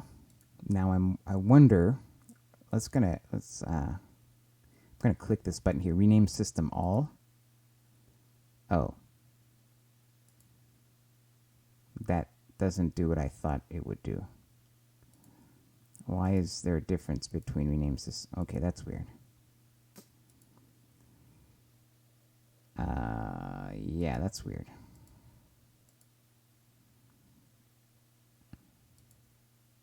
All right, look, we'll just rename these as we go. There is clearly some bug here, but let's just pick another name. Really? It's Peking? Dude, can't get Beijing? Please tell me we have Beijing. Yeah, we do. All right. Oh. But then it doesn't, then we have to just go and do it manually. This is so stupid. Okay. No, not the body. The system, right. It's fine. I don't mind doing it manually. Okay. This is actually, could be a very easily colonized planet here. It's got an ice sheet. It's tidally locked. Not a huge population potential. It's pretty cold, but we can fix this with an atmosphere. So let's do a quick geo survey here as well.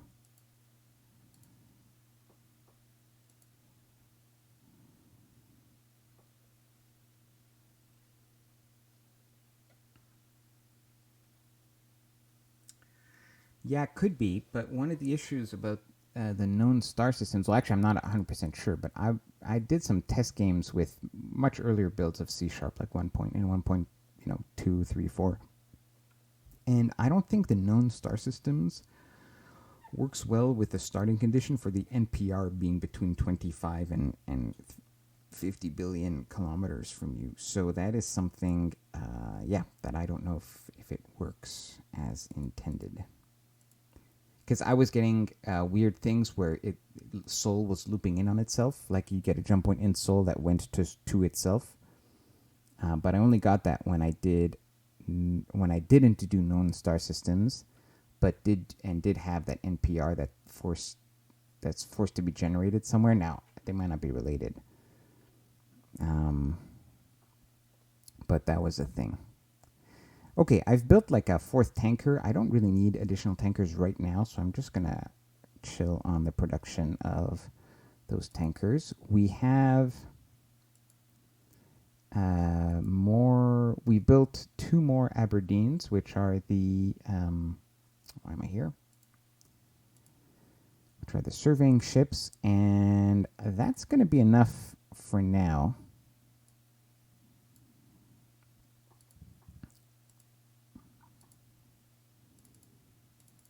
Let's have 7 and 8 go here and get started on the grav survey.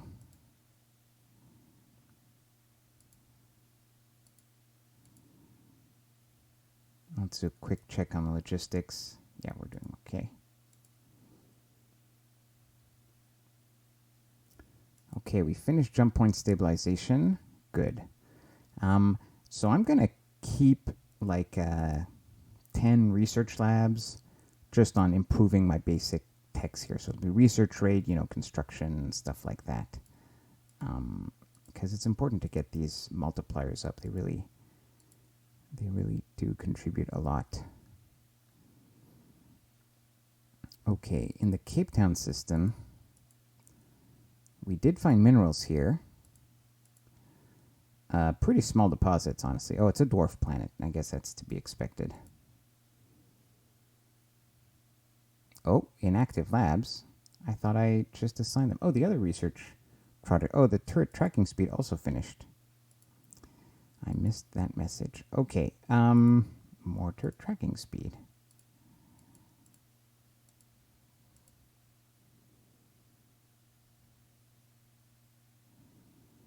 All right, we built our second naval complex, which will also go up to 20,000. And now with our industry, we can do other stuff again. In particular,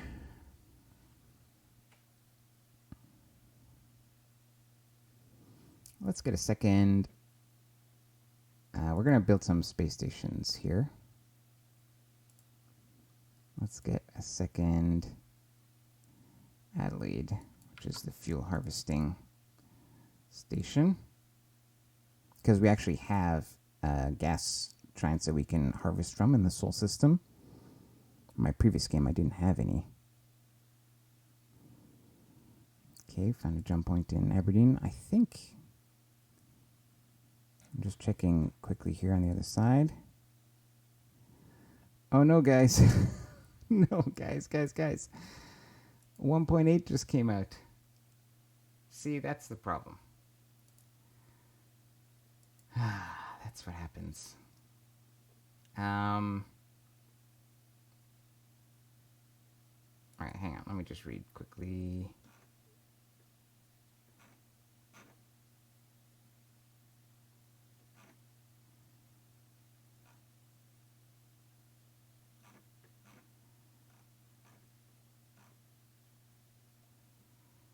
I'm just reading quickly on the forums, bug reports.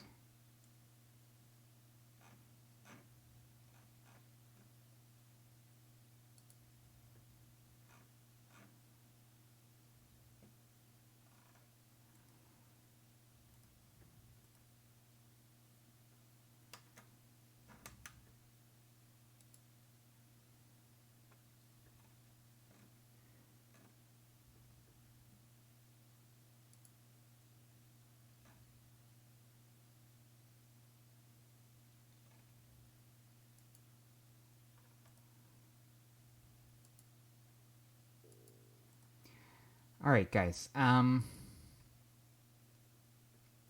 So 1.8 was just released. And I think what we're going to do is I'm going to... and it's not save game compatible, because of course it's not. But that's fine. I expected this. But I thought that maybe there'd be like a day, like maybe there'd be like 1.74 or something like that, 7.5, and then we go to 1.8. But I like the idea. I like this start, this configuration that we have. So what I'm going to do is I'm going to wait a bit for like 1.81, 1.82, just in case, because sometimes he releases 1.8 and there's like a game-breaking bug and he has to fix the database. So we're going to wait a little bit, and I'm also going to have dinner in the meantime. So later tonight, I'm going to come back. But I think what I'll do in the meantime off camera is I'm going to reset up this game that we have right now in a new database with 1.8, with the same kind of military start, like that kind of, that principle. And so we will, I'm going to pick up the stream like whenever I do. It might be later tonight. We'll see. Could be tomorrow. But when I pick up the stream, it'll be in using 1.8, which will have more bug fixes. But it'll basically have this configuration, this start. The layout of the couple of the neighboring systems and the jump points will be different, and the minerals will be different in the Sol system. But other than that, it'll be pretty similar. So I'm going to save this game here in case we want to come back to it later. But the timing is actually not bad for me. I need to take a break here and get some things done and then go make dinner. So I'm going to end the stream. Thank you, everybody, for watching and participating. It's really nice to have the comments and the feedback and the questions and the suggestions. So I hope you guys are able to tune in next time. And I try to always remember to ping the Aurora Discord down well, there's a section called off-topic chatting, but then there's a broadcasting tower, and in there, when I start streaming, I ping with the role stream or video watcher, so that way you'll know if I'm about to start a stream, or obviously you can just keep track of my YouTube channel, because I'll kind of post it a minute before I go up. So that's the plan. So that's going to be it for now. See you guys later. Take care.